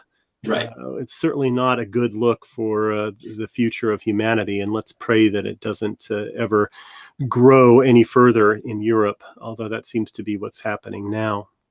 Right. Well, I want to get back to the diversity point, and that, like, what we see in South Africa, right? There seems to be no doubt in my mind that within 20, 30 years, South Africa will look just like, Ghana or some other just crap hole of a country where people are dying of starvation and disease. And this gets back to that whole tomato soup thing I was talking about, with the pepper on its own not tasting good, right? And that is to say that just because certain peoples aren't able to create or haven't been able to create, great civilizations and whatnot, doesn't mean there aren't aspects of them that can contribute to something else. You see what I'm saying? So, I would argue. Well, I mean, they can pick cotton and stuff like that, but again, I don't think that's worth. I don't think it's worth the negative consequences, to be quite honest. And I'm being facetious. I know that there are certain black outliers who have contributed mightily to something or other. I'm sure I'm sure somebody can name somebody. Dance. Yeah, sports and funky music and so forth. But no, Thomas Sowell is a fine black scholar whose writing has really influenced me. I'm not trying to pretend like it's there's one black guy I'm holding up. I'm saying not just black people, but any different culture or different peoples. They have things that it might not be IQ, it might not be inventing electricity, but they might have some other aspect that is contributory that can be used and utilized. And I think the evidence of that is the success of the United States. I don't think the evidence of that would be the success of the United States, but I do think that there's some truth to that.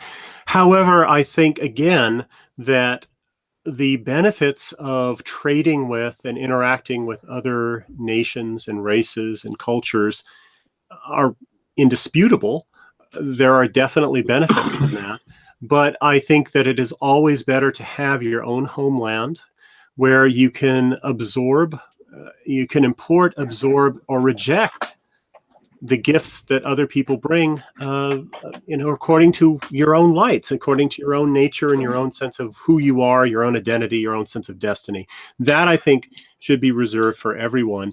And again, we don't have to have them here to enjoy their food, to enjoy their music, right, to read their philosophy or read their literature. We don't have to have them here. And in fact, I think that they're better off and we're better off if they have their own homelands, and that interaction between different groups of people be limited and policed in a certain way and on mutually beneficial terms of both groups. Now, I would say only that all those groups do have their own homeland. This gets back to my earlier point. Nigerians have a homeland, right? And Ghanans have a homeland. And whites have their own different homelands, in that it might be like Russia or Estonia or Poland or whatever.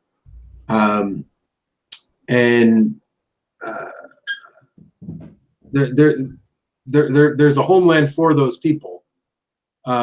America is a homeland for all people, and that's what it has become. Okay. That's what it has become. That's But what it has become that at the because of an argument throughout our history about what American identity is that has been basically imposed upon us. One side won that argument and imposed their vision on us. And I think that vision is fundamentally false to the original idea of what America was supposed to be. And it's also fundamentally dysfunctional. And in the long term, if it's not stopped and reversed, it's going to lead to the destruction of Americans. And by Americans, I mean white Americans. Right. I think that Americans are the white people, and we are a distinct ethnic group. And just as Poles should have Poland and Lithuanians should have Lithuania, Americans need America, and America needs to be a white nation. It was founded as a white nation. It needs to become a white nation again. And the compromises that were made, the original sins that were made that led America to fall apart and cease being a white nation, things like slavery, like Christian and liberal universalism, like the low-tech, low-wage plantation economics model of capitalism, and also the effects of Jewish ethnic activism, trying to reconfigure America as a place that's maximally open to their presence here and their upward mobility. All of that needs to be reversed. And then then white Americans will get their birthright back. And that is what white nationalism is for me in an American context. So my question is, and this gets back to what I was saying, since all those peoples, maybe not American white peoples, but all the peoples we were talking, all the groups that came here, Poles and Brits and Nigerians and whatever, they all have their own countries. But if you go back to their old countries, they're lesser than the United States. So my point is that if everything would be so great and wonderful and technologically perfect in a white America, why aren't they that way in Russia? Why isn't it that way in Kazakhstan? Why is Poland not that way? All these places that have for thousands of years been white ethnostates, why do they suck? I mean, why do they suck? First of all, I don't think they suck. And second, there are reasons why they're not global powers. You don't think Kazakhstan sucks? Kazakhstan isn't even a white country, so let's just leave them out. And Russia has a very large non-white population. Let's talk about a country like Poland. Okay, sure. Poland is an ethnostate de facto. It's like 99% ethnically Polish. Yeah. It's only been that since the end of the Second World War. It was part of the Russian Empire for a very long part of its history. It was an empire of its own before that. But Poland is now an ethnostate, and that's a gift of Stalin. That's one of the few things that you can put in the good column for Stalin is he created a Polish ethnostate. Why isn't the Polish ethnostate a world power? Well, it hasn't been an ethnostate for very long, and it's a small country of 40 million people.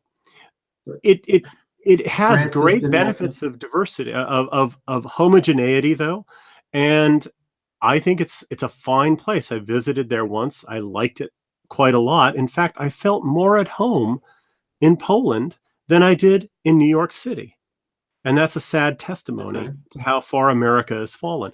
But yes, there's a reason why small countries with small populations, even though they have all the benefits of homogeneity like Poland does, are not world powers. And I do not think that you can say that America became a world power as a gift of its diversity. It became a world power in spite of its diversity. I would say that if you had taken your angle and only imported people from the British Isles, America would not be a world power at this point, because number one, we wouldn't have made any cultural developments. We'd do the same thing as the Brits have done, which is essentially nothing in the past 150 years culturally. And there wouldn't be enough people in the United States to make it a world power.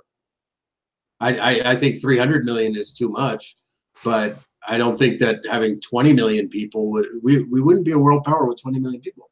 No, we wouldn't be that, but I think we would have a couple 100 million people in the United States, even if you just took from Britain. Yeah, Yeah. Look at the huge numbers of people that Britain exported around the world. There are, millions in Canada, millions in South Africa, millions in Australia, New Zealand. The British Isles were quite fecund places, and if the wages of Anglo-American workers had not been undercut by continuous waves of immigration, they would have had greater social power, a greater share of social wealth, and they would have been able to support larger families, and they would have filled up the continent on their own. I'm quite convinced of that. And Great Britain has done quite a lot in the last 150 years, not so much in the last 50 years, but certainly 100 years, say the 100 years before the end of World War II. It was an amazing society, amazingly productive, enormous technological innovation came out of there. It was a world empire. It was certainly one of the great societies in the world, and I think the United States would have been equally as powerful and wealthy as it is now, probably more powerful and wealthy than it is now, if it had avoided diversity of all sorts and simply developed as a completely homogeneous Anglo-Protestant culture. I'm convinced of that. And the great advantages that we had were simply we had a lot of space and a lot of resources. And we could have peopled the continent without bringing in diverse groups, without bringing in slaves, without bringing in coolies. Those are just shortcuts. And basically, it was just the exercise of social power on the part of capital to drive down wages and increase their power in society. If we had avoided that, I think we would have been a world power even sooner. If we had avoided the Civil War, surely we would have been a world power decades sooner. Than we already did if we wanted to. So I dispute that. I think that there's a reason why small ethnically homogeneous countries aren't world powers, and it has nothing to do with the negative effects of ethnic homogeneity. So then what's Russia then? Why does Russia suck? Russia's huge, almost all white. Yeah, right. Well, Russia has always kind of sucked, though. I mean, to be perfectly honest. And why is that? Well, they sucked because of diversity. Okay. And how did they suck because of diversity? They suck, I think, in part because of the Mongols, the Mongol horde, the Golden Horde, right? That ground down the Russians for centuries before they achieved independence. And unfortunately, they left a lot in the cultural DNA of Russia when they left, namely this kind of Oriental despotism that has been a trait of Russia ever since. And I think that is one of the reasons why, even though the core population of Russia is European, and they have a vast continent to explore and colonize and enormous resources, they didn't achieve quite the same world power status as the United States. Although under the USSR, when they had a vast empire and they invested a great deal in becoming a powerful society, in industrialization and so forth, they were a world power. When that collapsed, what really fucked the Russians up, unfortunately, is capitalism. Capitalism raped and fucked that society over terribly, and that is why it went from being a second world superpower to basically a third world extractive economy, a resource extractive economy full of rusted out hulks of industries, and also full of people on opiates and other drugs. It's basically the great,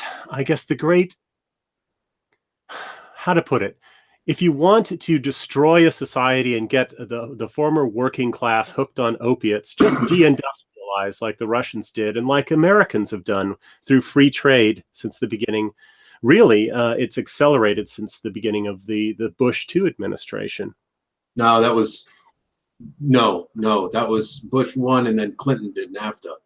Yeah, but the real devastation started in the first term of the second Bush. There were 50,000 factories closed down during his, I think, during the first Bush 2 administration. Yeah, I mean, That's we're not gonna disagree on free trade because Yeah. I'm an economic nationalist, 100%. That's But great. My point though is that, you know, what you're essentially saying is that because the Mongol hordes came over, you know, in 300 AD or whatever, that this giant country with enormous natural resources, full of almost exclusively white people, was never able to overcome that. You know, it makes it makes them sound pretty weak. And then on top of it, you're saying that the cause of all problems is capitalism and the solution is socialism. And I think that there are certain Russians from the early 1900s who would agree with you. And those people are Lenin and Trotsky and, you know, Karl Marx. Yeah, they weren't even Russians. But let's that's my point. I don't know that people on this channel are really gonna you know, married to the view that socialism is the cure-all, and if we could only get rid of the blacks, then socialism would be great. It's not great. Well, yeah, Russia just had a very backward system for a very long time. They started modernizing certain things. Their agricultural system certainly was very backward, and at the beginning of the 20th century, when they abolished serfdom, and when they started encouraging small private farms, that was extremely productive. But they just didn't have enough time to try to modernize before communism came in. And then communism came in, and it did modernize the society, but at enormous costs. It was an enormously destructive and despotic system. But at the end, for all of those horrors, it was a world power. But aren't you arguing for socialism? No, not yes and no. I think the welfare state, the Scandinavian style welfare state or social democracy is a pretty good system. I do not believe in the state ownership of the means of production. I think that's a very bad system. So I guess I would stand for the mixed economy, basically. It's the neoliberal position then. I wouldn't call it that, but I bet you would. Just a clarifying question, Valid Thought. Are you an anarcho-capitalist by chance? No. So you both stand for some degree of mixed economy then? The only real government control that I'm pro is for nationalistic things. So free trade would be off the table. And there should be some sorts of protections as far as you can't just dump poison into the water, that sort of thing. But you're a mixed market socialist too, then. So your criticism of mixed market socialism would likewise apply. That's not socialism. I'm not really redistributing anything. What do you mean? I'm putting barriers on private companies, but I'm not taking their money and giving it to other people. How do you enforce those barriers? Well, you put laws in place, and you have people, and you have government inspectors that you pay with tax money taken from other people. Yeah. Well, it's people with guns, but it's also tax money taken from other people to pay them, right? Right. And I agree with that. Well, it depends on how you take your taxes. I'm much more for the old system we had, where the government is funded by tariffs and maybe some corporate taxes. So that wouldn't be so much other people. Well, I don't necessarily disagree with you there. All I'm saying is that your criticism of Greg as a mixed market socialist would likewise apply to you because you're not an anarcho-capitalist, right? Yes, but to a lesser degree, I feel. Okay. You know what I'm saying? Fair enough, yeah. There's obviously different degrees to it. Like Denmark is mixed. Oh, absolutely. I just wanted to make sure we weren't arguing the principle. If we're going to accept that there's going to be some degree of intervention, then I think the debate is not if we should have the intervention. It is the degree, as you said. So I just wanted to clarify there. Thank you. Yes. Correct. You're right. Well, now that we have a lull, we had another super chat, right? Yeah. Are there any questions from the chat coming in? I have one question, if I can read it while He pulls up the super chat. Moonman asked, Europeans tore each other to shreds for hundreds of years. So why will it be better to import even more alien people who are even more culturally dissimilar than the Irish and the British were? I guess that would be directed more toward valid thought. It wouldn't be better. I'm against all immigration. Full stop. Build a wall, deport them all, keep everybody out, 100%. Just like Japan does. Just like Japan. I don't want any more people. All I'm saying is that there are benefits to our society, in our society, to having blacks and having Hispanics and having natives and all that sort of thing that oftentimes are overlooked and disregarded. And what a lot of people don't realize is that a lot of the creativity and inventiveness and whatever that's come out of the United States, you can't just say, oh, well, it was all white people. You say, yeah, well, why are those white people so different from the white people who remained in Europe? They had this adventurous spirit. I don't necessarily think that, because there's no real genetic proof of it. I think it's more that they were exposed to different peoples and cultures, so they faced different challenges, so they came up with different cultures, inventions, or whatever to do that. Primarily influenced or informed by race, like the success of one group of white people over another. I don't know why we would look at race, when there's, racial diversity. It could be that, like Greg said, that they succeeded in spite of the diversity, and there could be another factor that influenced their success, right? It doesn't necessarily have to be that the fact that there was diversity. We have the diversity, but it's possible that we had all this economic growth and prosperity in spite of it. It's possible that we could be even more prosperous now, right? Right. But what I'm saying is that the sort of things that happened in the United States between, let's say, the 1830s and the 1950s, like the Industrial Revolution, and then going into, all the way to the space race kind of stuff. That stuff didn't happen in Europe, where those people came from. So the argument is that white people couldn't have done that on their own. They did that because they had the help of other non-whites and other whites. A British guy meets an Italian guy, and he never would have met him before. If you're living in 1800, you specified British Isles. My bad. Well, Greg, the Industrial Revolution really started in the British Isles. In the British Isles, and it moved to the United States along with the British and British trade and British culture. So I just don't think that you can say that.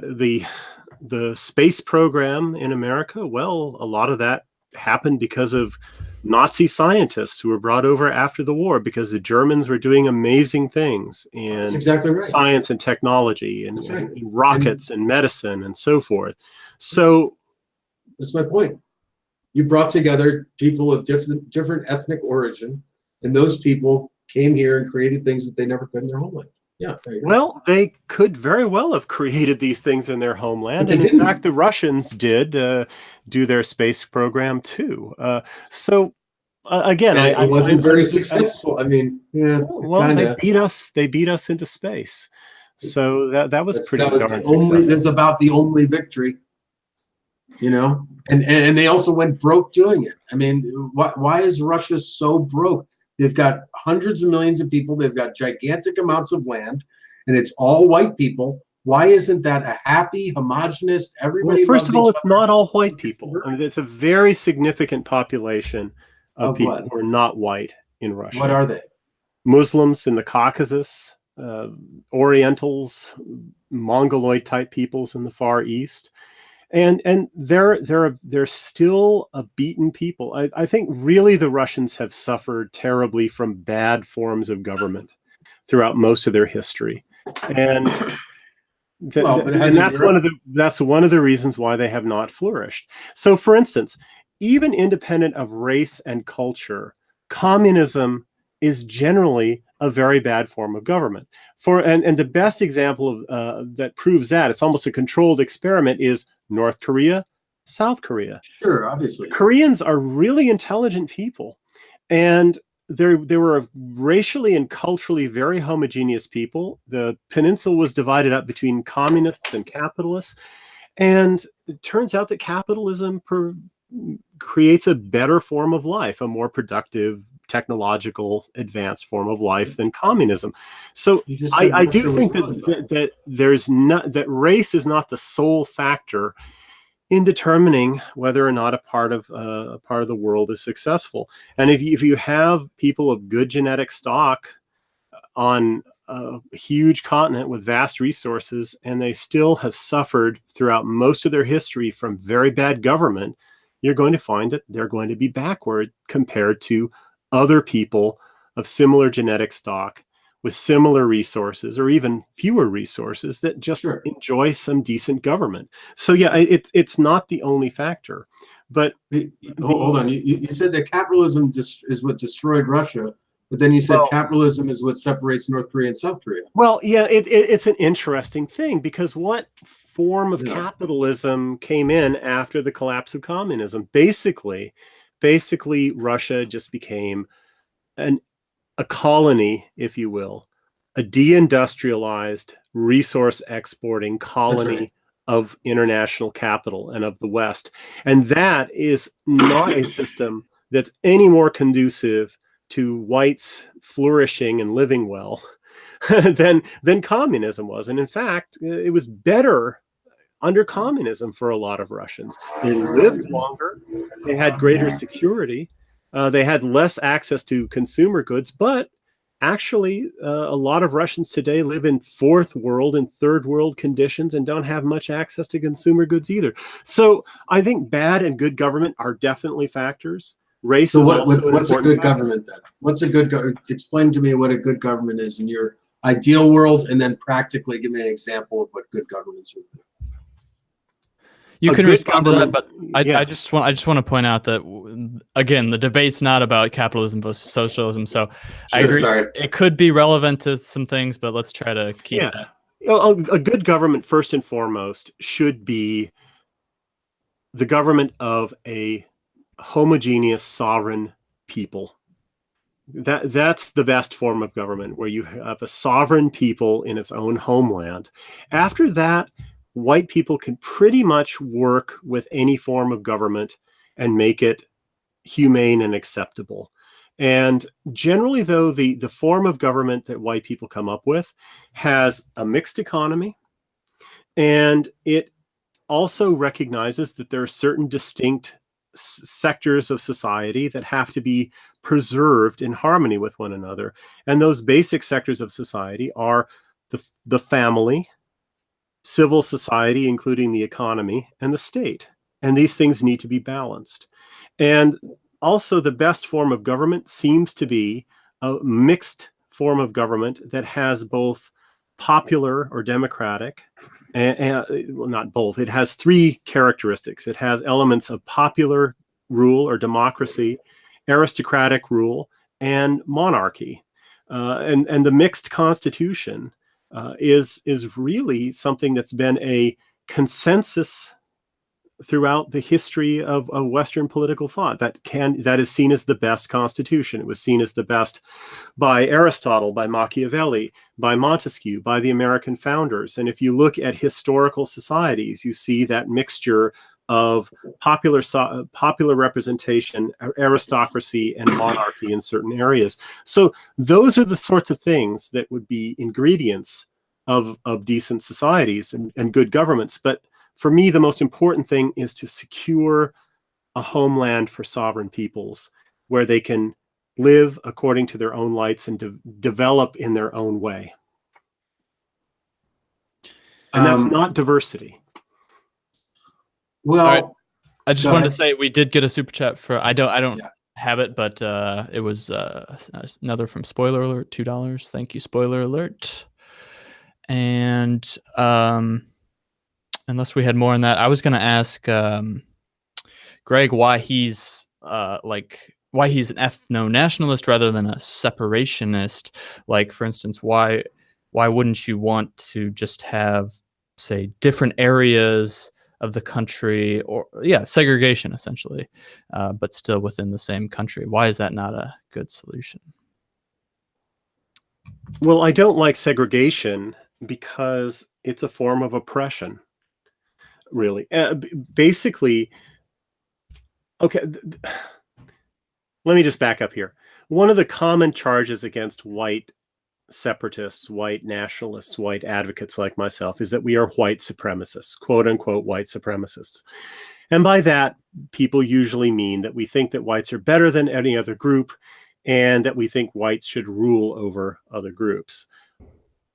I don't believe that either of those propositions is true. I think we're superior in many ways, but it doesn't really matter. Even if we were the sorriest people on the planet, we should want to take our own side in fights, and we should want to have a place that we can call home.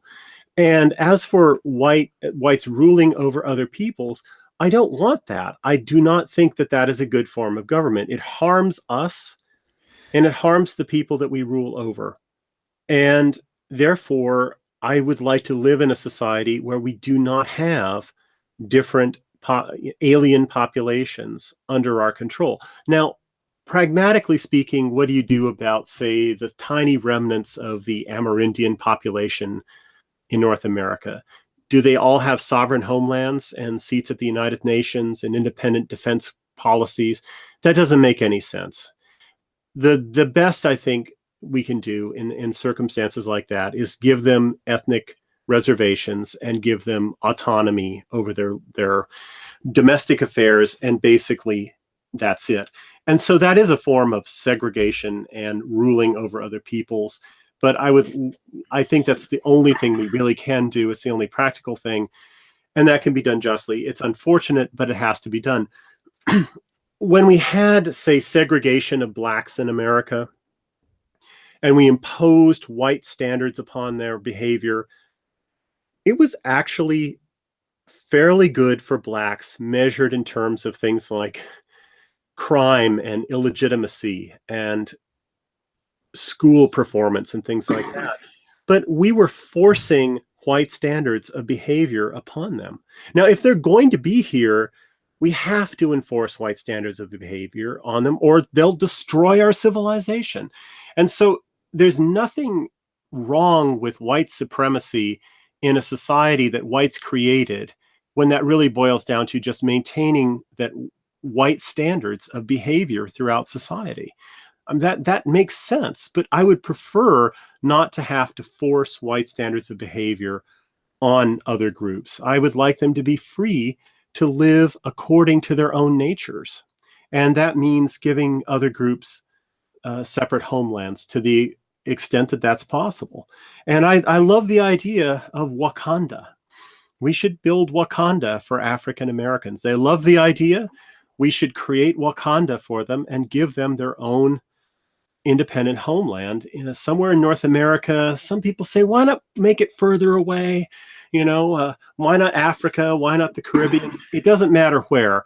But the principle is correct. We should give them their homeland so they can live according to their own nature, not according to our norms that are being imposed upon them. And that's really the way it is when you have radically distinct races in the same society. You're going to find that they have differences in terms of average IQ, in terms of personality traits, in terms of time preferences, in terms of just ways of being in the world, their sense of the passage of time, their industriousness, their sense of agency and responsibility. All of these things are different. And when you have to work with these people and integrate these people into your society, there's just going to be friction. And it's friction that's totally unnecessary and can be eliminated if you just have your own homelands. Yeah, again, I just think that that's, like I said before, really reductive, and eventually you just get down to one family. And I think evidence of that is medieval Europe, in that, you just had these groups that were, basically tribal groups that called themselves countries. And over time, those groups did interbreed and became different. So like the Spaniards, for example, they've interbred with the Moors and the Portuguese and everybody else. And they are a distinctly different tribe than like your French people or whatever. And Greeks are the same way. They've interbred with all kinds of different races throughout the history of time. And they are now specifically Greek. Whereas if you rolled back the clock 1,000 or 2,000 years, they would look and be very different people. And the same can be said about Americans. this whole idea of American homogeneity is just, I don't accept that premise, in that initially the United States was made up of blacks and natives and a swath of white people. Yeah, maybe a majorities from the British Isles, but there were also, like you accepted, there were Germans and there were Dutch, and to our south there were Spanish and Portuguese that were bound to come north at some point, right? So like the United States is just not this idea of we have to give blacks a homeland and we have to give whites a homeland. Everybody has a homeland. They have these homelands. Well, let me ask a clarifying question, because I was actually wondering about that too. So I have a question for Greg, and it's, are you saying that white people have an obligation to black people in America to provide that for them, or are you saying that it would be beneficial to do that as a means by which to expedite the process of having our own homeland? I would say both. I do think we have certain obligations to them because our ancestors did bring them over here as slaves, and then, of course, we kept them around after the Civil War, but the obligations to them are obligations that I understand in this way. We have obligations to all human beings. There is something reasonable about the idea of human rights.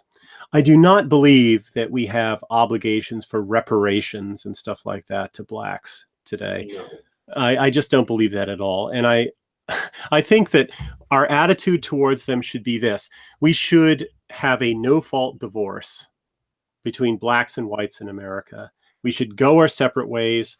If this were a marriage, it would have dissolved a long time ago. And I have an essay called Irreconcilable Differences, The Case for Racial Divorce. It's at the Countercurrents site, counter-currents.com. And I look at the causes that are put forward for no-fault divorces. And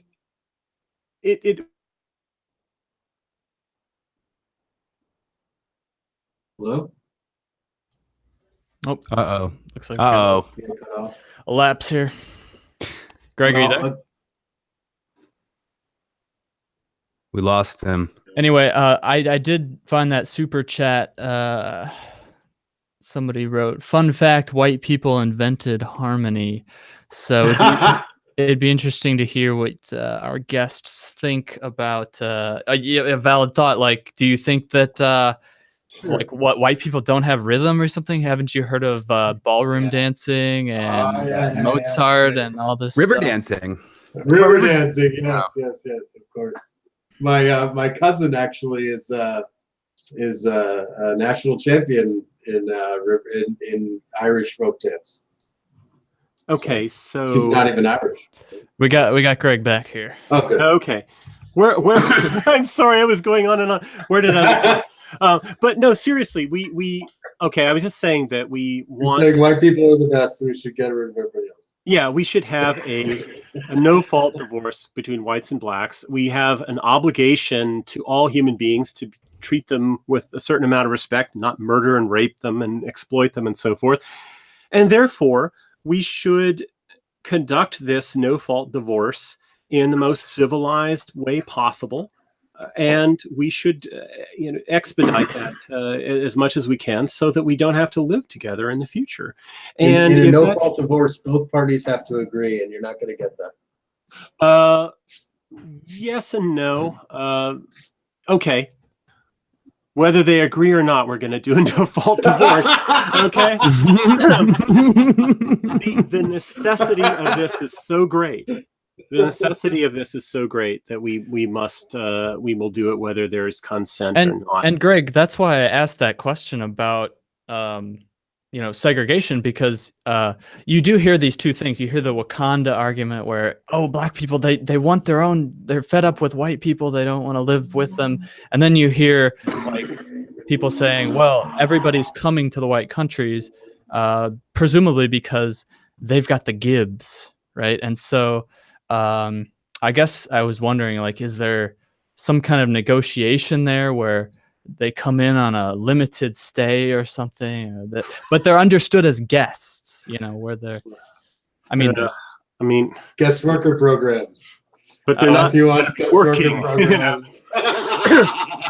No, We'll call them indentured servants. It's better.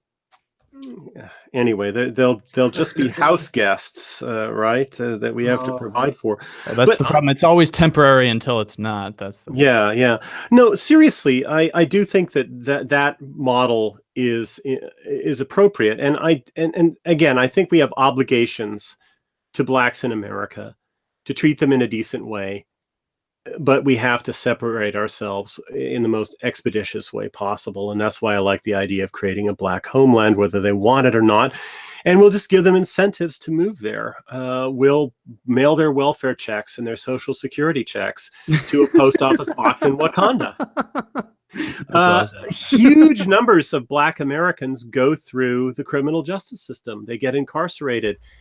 When they're released in Wakanda. That's where they get their parole, right? Within 30 years, you could probably resettle most American blacks in Wakanda. We tried that with Liberia, and nobody wanted to go. They only got 15,000 people. Yeah, well, we need to really want it. We need to want it more. They need to want it. They need to want it, and they're not going to want it. No, it's really always been a failure of our will in this thing. Their will doesn't matter as much as our will. We had a failure of will to keep them out. It was easier and cheaper for the plantation owners to bring these people in. When we had the war to end that institution of slavery, and it was enormously, enormously costly, it was just too difficult, and a lot of people wanted to keep them around as free labor to exploit them. We cannot allow ourselves to make those same mistakes again. It's really a matter of our will ultimately. And if we have the will to have a homeland, we'll find the way. And I believe, and this is one of the things that I constantly harp on, and I've written essays on, like the slow cleanse, which is also at Countercurrents, we can do this in a completely humane fashion, a completely legal, orderly, and humane fashion. And at the end of that, we can have a white homeland. I think that's an appealing vision. And I'm trying to get it to appeal to as many white people as possible. But yeah. Valid thought. How would you get that to happen in a non-violent way? Well, first I want to ask valid thought. If what he says is true, if we could do it humanely, would you be, if not in support of it, just okay with that kind of a transition? Because that's the defense that gets thrown up. Oh, we're gonna have it's gonna be genocide or something like that. Deal. Yeah. But is that your biggest issue? No, my biggest I think that people shy away from violence very, very rapidly for no particular reason, because they don't want to sound bad on the internet. Frankly, I don't think that violence is always the worst option. But I think that pretending it's not going to occur is ridiculous. If you've ever, go to St. Louis, that's 75% black, and tell them, hey guys, you're all going to have to move out of Missouri. We're just going to do it all in an orderly way and just file in right here, get on the train. We're going to ship you down to Louisiana. And everybody goes, oh yeah, that sounds good. No, of course not. You're talking about millions of, literally 100 million plus people that you're trying to relocate to a specific place, and literally putting them on trains, and people aren't going to go for it. They're just not going to go for it. That's the thing. Like humane and violence are two different things in my mind. Like, right. We're talking about government, so there's going to be violence involved. Right. Even if they agree to it, like there's still some kind of violence because government is violent. Right. He also didn't like putting people on trains either. All he said was, let's provide some financial incentives for them to go there, not necessarily let's round people up, right? No, but he said that we would find ways to get them to do it. And I'm saying that if people aren't voluntarily doing it, then you're using force to do it. And you shouldn't shy away from saying that you're going to use force. I'm not saying you shouldn't. I'm just saying you're going to have to. Because Thomas Sowell is going to be sitting there at Harvard and going, I'm not leaving Massachusetts. And you're going to say, no, you have to go live in Wakanda down in Mississippi. And he's going to go, that place is backward and screwed up. I don't want to go. And you're going to say, well, too bad, Mr. Sowell. Get on the train. Okay. Right? I think he can fly. You're going to have to. He can stay, right? Yeah, he No, he can stay. fly first class. Oh, okay. No, seriously, you simply There's you no mail. flying in Wakanda. They have No, they have flying teleporters. cars in They have Wakanda. teleporting devices, I'm Yeah. sure. They figured it out. Yeah. So, but seriously, you mail his social security check or his pension check to Wakanda, and that's how you deal with the resettlement. You give soft incentives. The reason why we have large numbers of non-whites coming to America today is that they have incentives to come here. And we will get rid of these people if we give them incentives not to come here and actually give them incentives to leave. And that's the basic concept of the slow cleanse. You end the incentives that bring them here. You initiate incentives to make them go. And in the end, if there are some who are just stubbornly sticking around, yeah, you might have to nudge them out at the point of a gun. So I would argue greater that necessity of having a homeland than there is of avoiding those sorts of incidents. But I honestly think that we can avoid most of that simply by restructuring the incentives that are already changing the demographics of America and get those incentives to change America into something else. And you say that's going to be violent, but let me ask you, whites in America today recognize very widely that they don't have a future as an ethnic group. Is there mass violence on the part of white people because they feel like there are going to be fewer and fewer white people as a percentage of the American population with each passing year? Well, there's no violence and bloodshed because of that. All I'm saying with the slow cleanse idea is we're going to tell non-whites in America that you are going to be a smaller and smaller percentage of the American population every year until there are none of you here left. Why if whites are not burning and looting and rioting in the streets over that prospect, why would non-whites do the same thing? Sorry, say again. Why would non-whites do what? If whites today are not burning and looting and rioting because the demographic incentives in America are basically guaranteeing that we are going to be a smaller percentage of the population for each passing year into the future until maybe we cease to exist, and yet we're still not up in arms about that. Why do you think that non-white populations offered the same situation would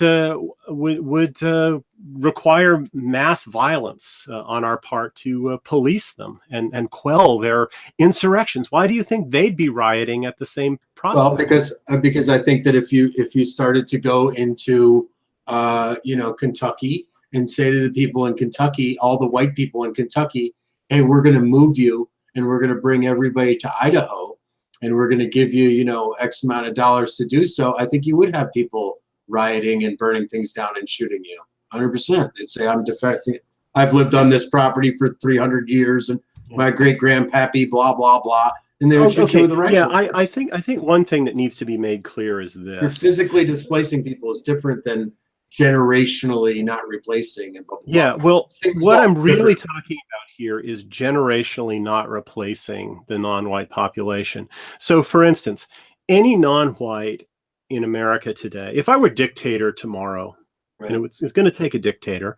If I were dictator tomorrow, I would just simply decree, look, if you are a non-white person who's over the age of 45, you have nothing to fear from us. We are not going to change anything about your life. Why? Because all of these people are past child rearing age. And if we're talking about a 50-year program of changing the demographic makeup of America, in 50 years, chances are they're all going to be dead. They're simply going to disappear. So the question is then, how do we prevent their population from replacing itself or growing? That's the thing. There's a good answer. Margaret Sanger came up with a great answer, and that was we should provide abortions in low-income neighborhoods. I don't disagree with all of that would be great. All of that would be great. But also what we should do is we should focus our attention on the younger members of that population, and we should figure out ways of decreasing their percentage in the population. And one of the ways to do that is to encourage them to emigrate. Now, many people who work for corporations are forced to move all the time because of their jobs. Sure, of course. Well, Well, you no, know, no, if you're an up and voluntary- coming black VP at some corporation, we're going to have your next move to be to the Wakanda office. Okay, it's a voluntary move. That guy can always say, you know what? I don't want to move. I want to stay in Massachusetts. I quit that job. I'm going to go find a job somewhere else. yeah. And we cannot allow this to be totally voluntary. But the point is that there is a great deal of rootlessness that's built into the American system already. People are forced to move all the time because of jobs, because of to pursue educational opportunities, because the housing in their area is inflated horribly, and they can't afford to live there. All of that happens. All these forms of uprooting people happen routinely all the time as just the routine workings of capitalism in America, and nobody sheds a tear about it. I think we should try and find ways that those sorts of uprootings that we don't have any moral qualms about can work towards our demographic benefit over the long run. I would encourage all these bright Asian students. It's like, okay, you can go, you can have all the scholarships you want, but you're going to be studying in Hong Kong and Singapore and Japan rather than in the United States or in China. I think a lot of them would go there and they wouldn't come back. So there are various ways that we can use the rootlessness that is endemic to modern capitalist life, that's constantly reshuffling where people live. We can provide incentives to make sure that that shuffles certain people out of the American deck and sends them somewhere else. Now, and with that and just the aging out of the past child rearing population, I think that we could move from an America that is 70% or 60% white to an America that's 90% white in 50 years. We have gone from being a 90% white nation to where we are today in basically a little more than 50 years. If we did it in 50, if we had a 50-year program of reversing all these incentives, we could change that rapidly. Now, and people who come here by breaking the law, they all need to go. People who break the law here, will imprison them overseas where it's cheaper and parole them overseas. There's no reason why we couldn't do stuff like that. It would be... why would those other countries take them? Because they're greedy. It's business. Okay. And if they want to trade with the United States, and believe me, they all do. Sure. We would put we put conditions like that on them. So those are the sort of things that I'm thinking of in terms of how we could do this in a peaceful, humane way. Well, but yeah, ultimately, it's all going to be created by government policies, and ultimately, although we don't want to use force, there will be force as the ultimate ratio, right? That's the ultimate thing that's going to make this move forward. But every government policy is ultimately backed up by force. And since none of us are anarchists here, we all recognize as adults that there's going to be some force in the equation. I think we can minimize that. I think one of us is an anarchist. I think Jared's an anarchist. Isn't Jared an anarchist? I am what is necessary. I am who am. Okay. All right. Aren't you a liberalist? No, that's a big no. Did you read Loki? Did you read? I thought we were all liberalists here. Yeah, right. I'm a pro-white advocate. I don't think that my ideological bent is necessarily relevant to the discussion. So I just wanted to say, well, he said there are no anarchists here. So yeah. I don't necessarily present myself as an anarchist these days.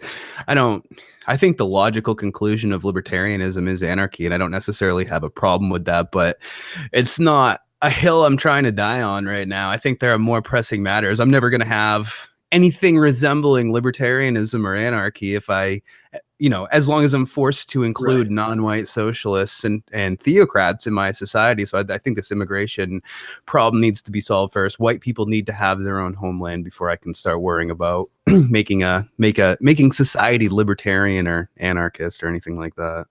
Now, I would say to Greg's point about moving people through environmental incentives and whatnot, is that, let's say you've got a a place, let's say it's Detroit, okay? And you start giving these economic incentives, and a lot of black people start moving out of Detroit, and then it becomes mostly white people, and all of a sudden Detroit starts flourishing again and becomes wonderful and blah, blah, blah, blah, blah. Guess what the remaining black people aren't going to want to do? Leave, right? And the people who do left are going to have to we're going to have to deport people. I think you just said that. There's going to be force, and we have to be adults to recognize that. I think that that's what I think has to be admitted, that there is going to be, at the end of the day, there's going to have to be force use. And I think once you start doing that, you look at a lot of places, Atlanta, St. Louis, Oakland, San Francisco, you're going to really have to cleanse a place. I mean, you're going to have to. Given the numbers of people who live in those cities that are in some way receiving public welfare or are incarcerated in the criminal justice system, I think that simply by when you arrest one of these people, I'd also do things like legalize drugs for these communities, because I think it would increase the number of crimes that would allow us to have the criminal justice system churn more of them out of the country. In the end, that's a bit Machiavellian, I know, but it did occur to me. And it could be sold as liberalism. I mean, why would liberals be object to that? But anyway, seriously, a significant percentage of the worst people in these cities, the ones that are most inclined to violence, stupid violence, right? These people could be relocated simply because A, they're in the criminal justice system and we're going to imprison them and parole them in Wakanda, and B, they're on the dole and we're going to send their dole checks to Wakanda. The ones with higher with lower time preferences, who might hold on and enjoy a whitening society, and they might own property and their property values will be rising and things like that. I think those are the kind of people who are less likely to go to chimp when the time finally comes for them to move. And I think that people like that might be encouraged. It's like, okay, time to sell your vastly appreciated ghetto property to the white gentrifiers and enjoy your wealth in Wakanda. But yeah, we would have to give them a nudge out the door. But I simply don't think that those sorts of people would be the ones who are most likely to cause trouble. The ones who are most likely to cause trouble are the ones that I think are easier to get out, as long as you don't allow them to assemble together in a mob, right? Like after a basketball game or something, right? We wouldn't want freedom of assembly in the United States. No. But when a lot of problem blacks get together for anything, you have a riot, right? When problem blacks, you're basically saying Thomas Sowell will go without making a problem, so we'll just ask him nicely. And even though we're going to infringe on his rights and his human rights and all of his whatever, it doesn't matter. He can just go to Wakanda. His civil rights. He won't have any rights as a member of our society, but he still has rights as a human being. And but you're still going to pick him up out of Massachusetts and you're going to put him on a train down to Louisiana. No, first class. Okay, lives in Stanford. He lives in Stanford. So whatever. He lives in Palo Alto. So we'll just put him, take him to San Jose Airport or wherever and give him a first class ticket. And he can be part of their new ruling elite. But anyway, that's historically not what happens in Africa. Oh, that's true. That's true. Let's hope that a certain let's set that aside. We don't need to worry about that, because that's going to be their problem and not our problem in the end. And that's a happy outcome. You're also talking about we're going to send their Social Security checks there, but you know full well that if you were to implement this system, the next day white people would close out all those benefit programs. 100%. No. I think that one of the things we have to do to make this work is we have to make a commitment that we're going to see this through, and we're going to do it in an equitable way. There's going to be a kind of contractual agreement. We're not going to welch on the deal.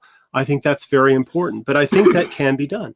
But nothing will ever be enough, in that they'll say, okay, we need X amount of money, we need X amount of whatever. And then when the results aren't equal. And we see this today. When the results aren't equal, they say, well, you're not giving us enough. It's like, well, we gave you everything you asked for. We gave you more than we had. You say, well, but the results aren't equal. Our schools are still failing, so we need more money. You know? We'll have a huge and beautiful wall around Wakanda, you know, and all of their complaints will be drowned out by this huge, beautiful wall, So that's how we'll deal with their complaints and their resentments towards us once we don't have them in our society and we don't have to listen to them anymore. And then we can work on getting out the Hispanics, right? You know, the Hispanics, a lot of them came here illegally. We just send them back. And the ones who are here legally, we give them incentives to go back. Some of them are deporting themselves already. So I think one family. Yeah. So I think this can be done. We can look, if it was possible for these people to come here, it is therefore possible for them to leave. The question of possibility is not an issue. It's really a question of will. And to get white people to will what's necessary to save our society, we have to convince them, because we're delicate little creatures with delicate consciences. We have to convince them that this can be done in an orderly and humane fashion. And I believe it can be done in an orderly and humane fashion. We can have our country back and we can sleep at night. You're saying we're going to do it in an orderly and humane fashion, even though you guys don't want to do it. Yeah. In the end, there are going to be some people where it's not a matter of in the end. It's from the start. Most of these people are going to say, no, we don't want to live in a segregated society. We don't want to have a different country. We like living in this multicultural. But you can say that white people didn't want them here to begin with. Then they shouldn't have voted for politicians who passed those things. I agree. And there was no referendums on those things. Those led the legislation that led to the importation. We live in a representative democracy.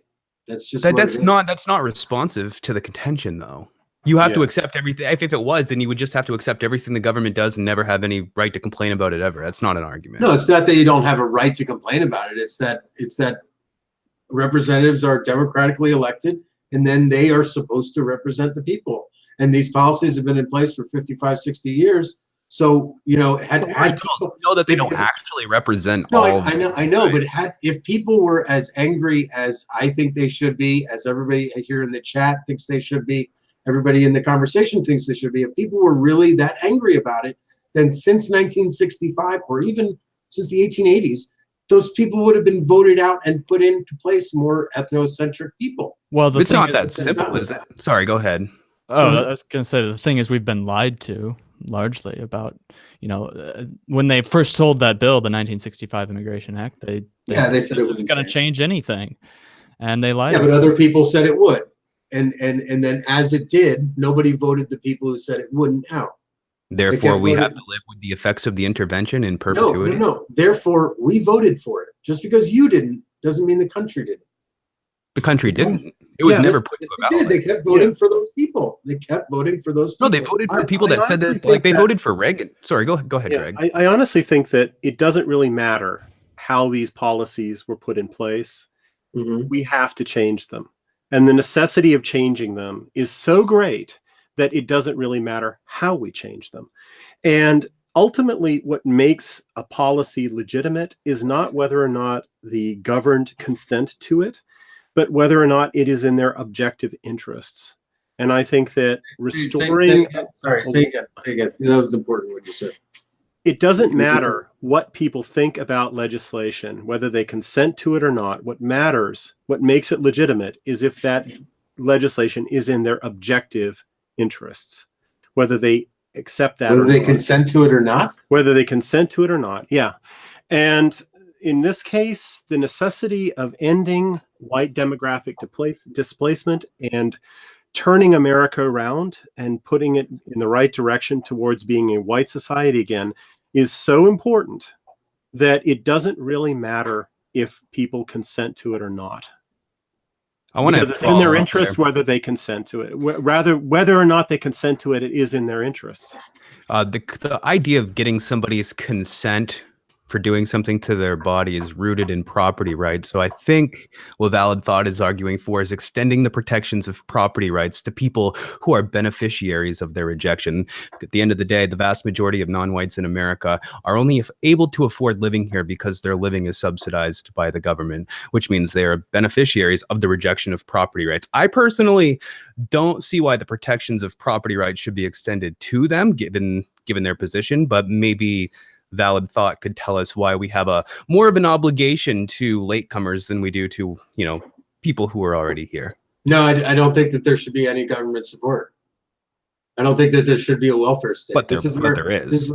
No, I agree, and I think that people should vote for people, and this is what I advocate for: vote for people who tear down structures of government such as welfare, Social Security, Medicare, Medicaid, public school systems. Well, people try and they elect people. People run on the idea of restricting immigration, then it never happens because, as Donald Trump, Trump's really the only one. As Matthew pointed out, people get lied to. Even Donald Trump, like, he ran on the idea of deporting all these people, and yet there is bureaucracy tripping him up, hemming him up every step of the way. So it's not like elected representatives are able to enact the will of the people in any meaningful sense. If anything, the government prohibits the people from hiring private security firms to deport these people on their own. So we can't really say that the government represents the will of the people, given that the government points guns at people in order to enforce compliance. If they really represented the will of the people, then they wouldn't have to do that, right?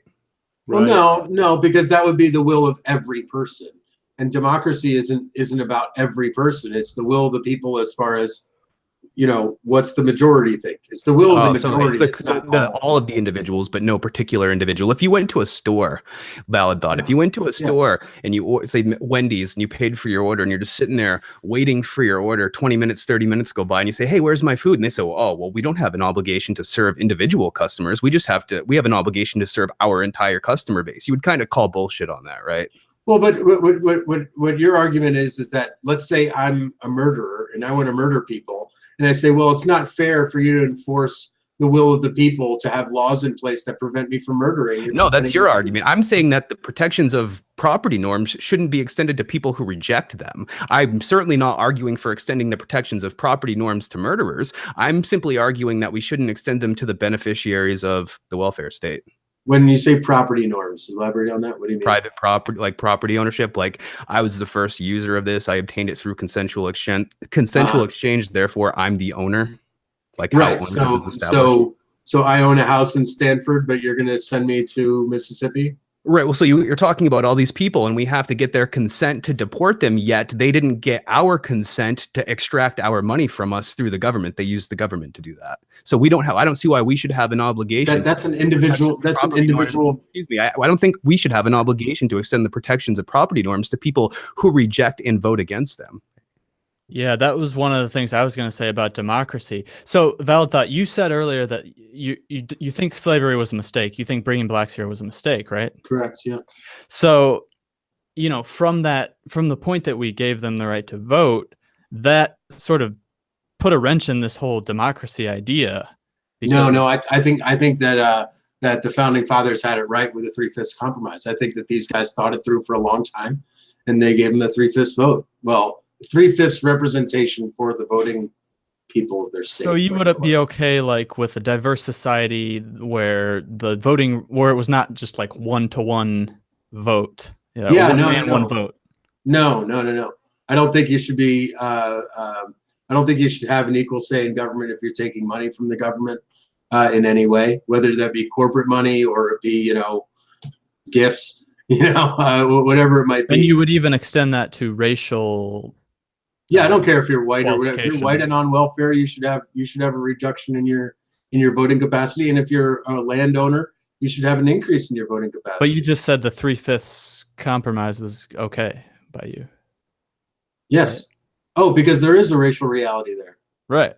So yes.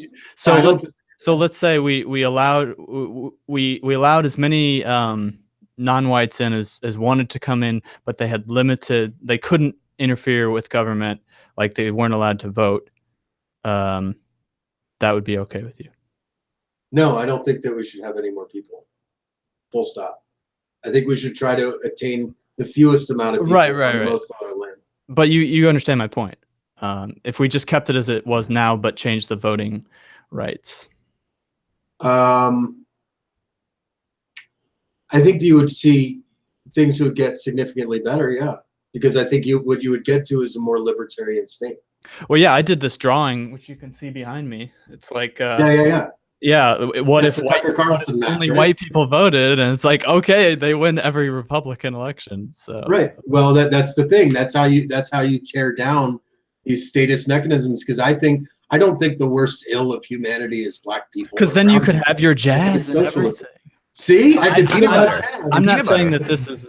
I'm not saying this is what I would do, but like, that's interesting that you would make that concession. Or I think that in essentially all cases of political debate, there was a group of a couple hundred really brilliant people with a few geniuses scattered in between who debated for literally decades until they came up with the Declaration, the Constitution, and the Bill of Rights. And in every instance, when we have a question that there's debate going back and forth, all we have to do is read what they were writing and go, oh, these guys actually thought this through, right? They actually might have had something going on here where they didn't give women the right to vote, when they said it was only going to be landowners, when they gave 3/5 to blacks and whatever, because they have to have some representation, otherwise they feel oppressed. But you can't give them full representation because then it's all gimme, gimme, gimme. Right. So these guys thought it through. They weren't stupid. It certainly would be, even if you want even if ethno-state is your goal, it would still, it's an idea for like transitioning towards that. Yes. Well, I'm getting a little tired out here, and I know Jared has to go. So I think that's a pretty good place to stop. But we covered a lot of ground, and thanks everybody for holding in there. Yeah, let these guys plug their stuff real quick, please. Yeah, I have links. In the description to Countercurrent's website. That's where you can find Greg Johnson. He's also got a podcast, which is great. You're still doing the podcast, right, Greg? Yeah.